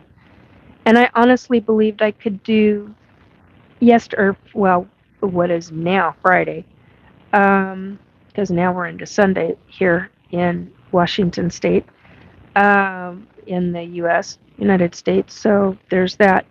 But yeah, I usually try to do a week, a one day a week show, and I missed doing that this week. So I was like, I need to come on. So I am. JJ Fish Sticks. Who abducted you? Extraterrestrials. They are. It's driving me nuts.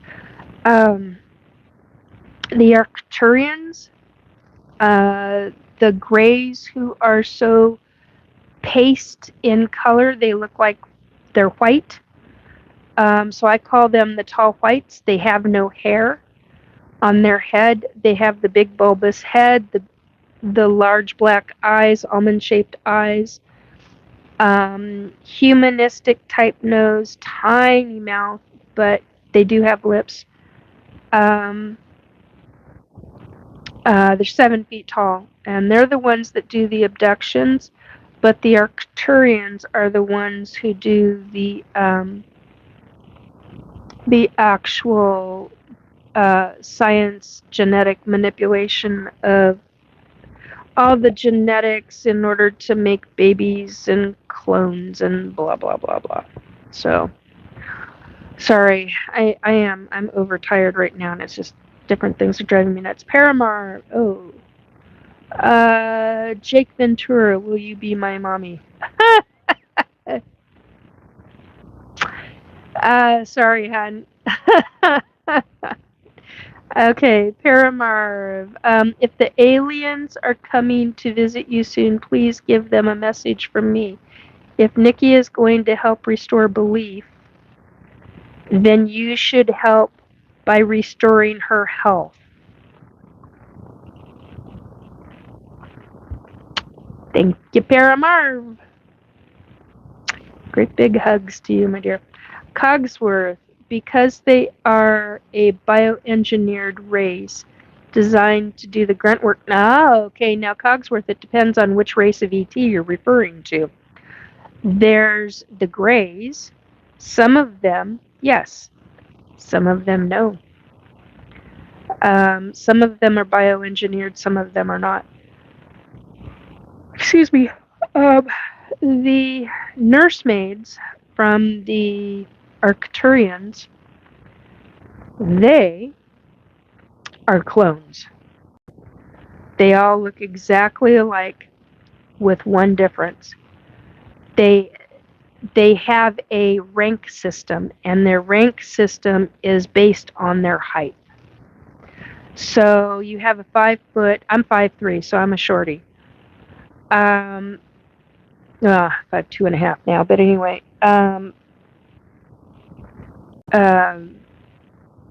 So you've got the like 5'5" ones. Those are, damn it, yeah, I'm getting too tired now. The nursemaids, the ones that are in charge of everything, ouch. Those are the 5'5" ones. The ones that go shorter, all the way down to 4'11", they take care of specific kinds of children. So there's different height levels, but they all look the same. Same face, same eye color, usually the same hair color. Not always, because certain taller ones, the 5'5" ones, those ones have different hair color. But the rest of them all have black hair color. And they are pasty white. God dang it. They are pasty white. Not only are they pasty white, their skin can change color. They can go from pasty white to Caucasian to blue or to green. And that's the same as the Arcturians that I know. So hang on. Gotta take a drink here.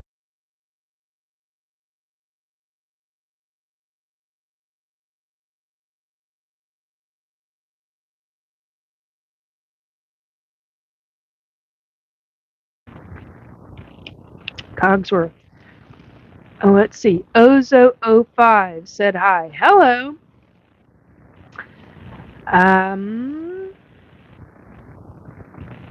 Cogsworth, right. I was agreeing with exactly that. Cogsworth. It's pretty well documented by several independent sources, yeah.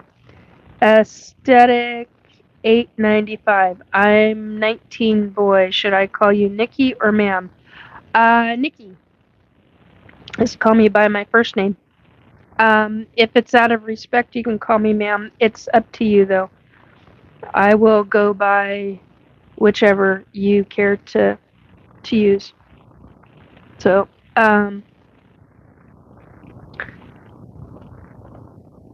Are you from one of the Asian countries, or are you from? I don't know how to say that in any other way. I'm too tired right now. My brain is not operating on all cylinders at the second. So are you? Uh, because of how you worded that, that's why I'm asking that. Or are you from? Um, South Africa? Or from Africa, Puerto Rican. Okay. Yeah, the reason why, yeah. Um, vampire, okay, I'm not saying your name. I think I'll just call you L6 because I'm not verbalizing that. A vampire walks into, ask the bartender. Yeah, thank you. I appreciate that, Para. Um,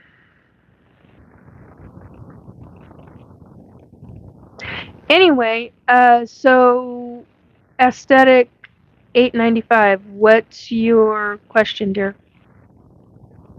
And I have been on way too long. I need to come off here shortly. Um, no, I am too. I got halfway through that, and I'm like, my brain is not operating on that. So no worries, Para. I very much appreciate you doing that.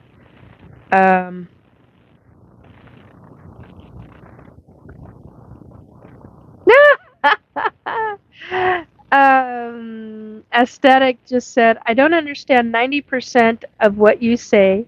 I just like to watch your little baby face. Oh, thank you.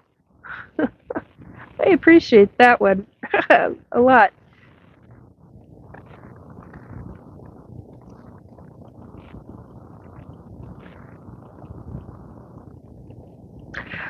Wow. That was quite a statement from him, wasn't it, Para? Wow. Oh, L6 was having a field day. He is cracking jokes in a very specific way, and they're not necessarily jokes. Gosh almighty. All right, I think. Sorry for having to wipe the nose so much. It's just really starting to hit me. I think it's time to go. We are at 3:42, 3 hours and 42 minutes. Anyway, so I think I've dealt with quite a lot here on tonight's broadcast. Sorry about that. So I think I'm gonna call it quits for the night. I got everything out that I wanted to talk about.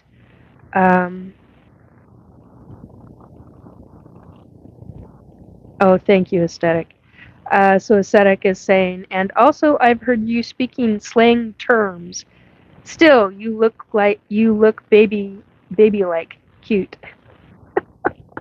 I appreciate that. Thank you.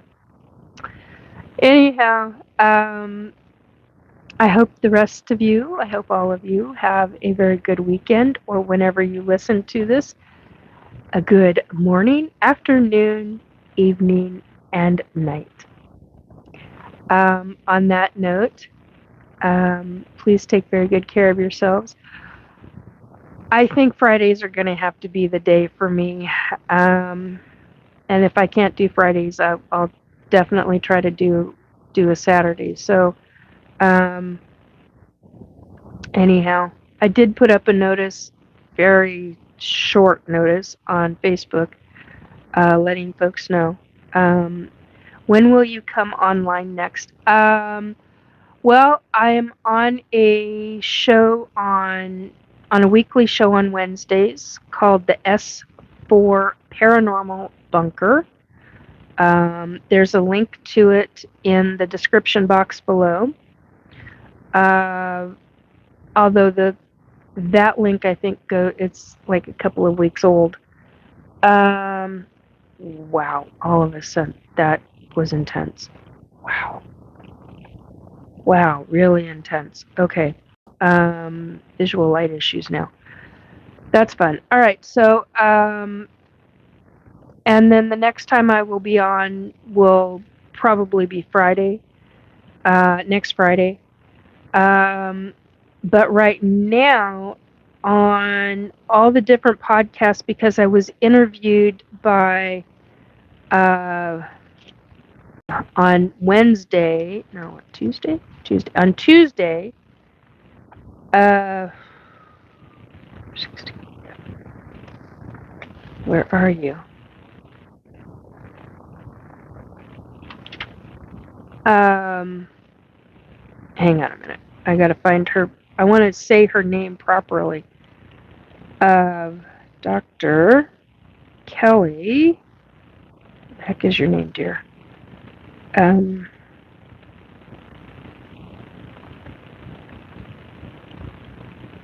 1 second, guys. I want to get this correct. Dr. Kelly Schutz. I always say it's going to come across wrong. I do not mean to screw up her name. It's so not cool.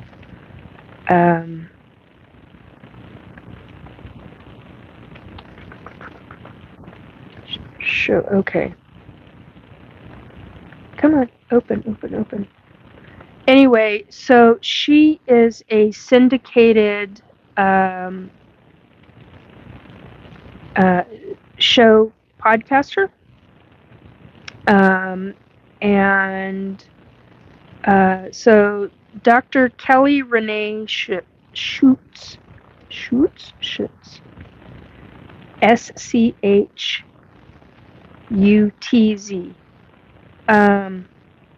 I say it correctly and then I don't say it correctly again, so I apologize, Kelly.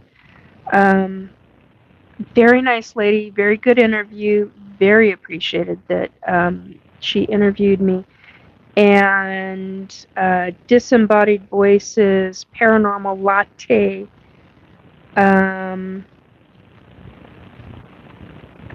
Phantasm Podcast,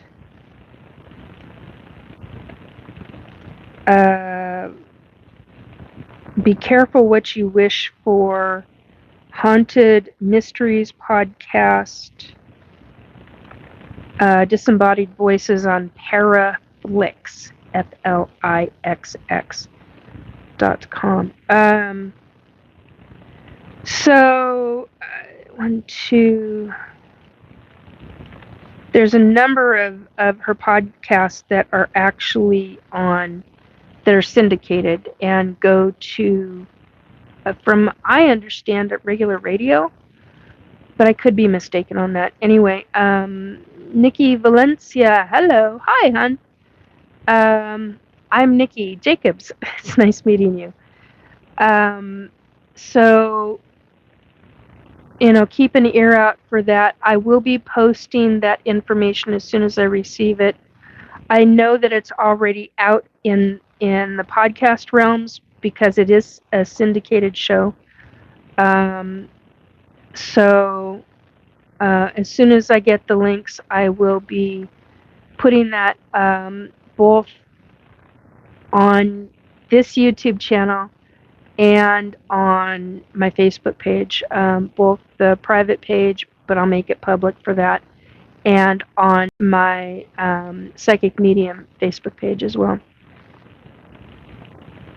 Aesthetic 895, do you believe God exists or only aliens? Both, actually. I believe both. Anyway, on that note, so if you want to get a hold of me, you can leave me a comment in the comment section below.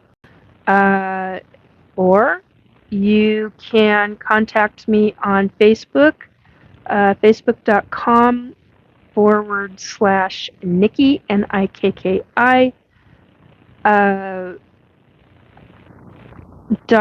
.Jacobs, JACOBS.376. And my email is restorebelief2022@gmail.com. I am on another platform. I do not use it very often, but I am there. So you'll find that information somewhere on my, I think in the main YouTube page is where you will find that info. Anyway, take very good care. Uh, find something humorous to laugh about. Create joy in your life. Find positivity no matter what's going on. And it's hard to do sometimes. Believe me, I get it. Even with all the crap and garbage that I have gone through. Hey, Miriam, you look so adorable. Said hi. Hi. Thank you. I appreciate that. Um, so just find bits of joy in your life.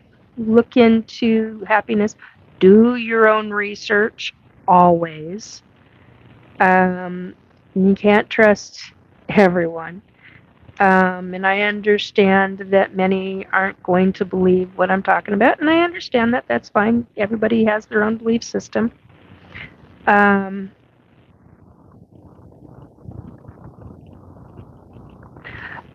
Aesthetic. Oh, new subscriber. Thank you, Miriam. I appreciate that.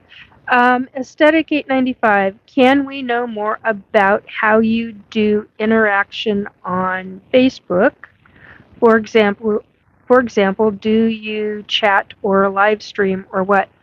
Very rarely on Facebook because now, especially, they are deleting and removing after 30 days. They remove videos. So it makes it very difficult. So if I do anything like that, it'll only be up for 30 days. So I like to be able to keep my the things that I do and the things that I say, which is why I am doing YouTube, because I have psychically seen that when I have grandchildren, because I do not have grandchildren, I do biologically with my human son. My human son, we do not have he has not had children. And I found out that I'm a grandmother via some of my hybrid kids, so that was kind of cool.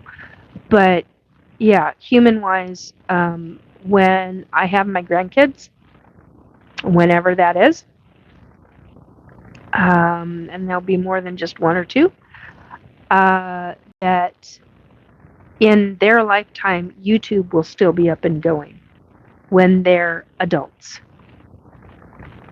Just an FYI, little heads up for any YouTube employees that are listening, or algorithms that are listening. Anyway, so yeah, that's so YouTube's going to be around a long time, long time, probably at least another 20, if not 25 years. So I've been repeatedly shown that by my eventual grandchildren, the souls of my eventual grandchildren. So anyway, on that note, take very good care. I'm saying goodbye now. Love and blessings and good positive things for you.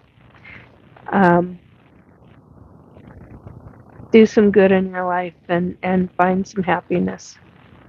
Takes time. You can achieve it, though. I believe in you. I have faith that you can do that for yourself. Anyway, take care, all. Bye, folks.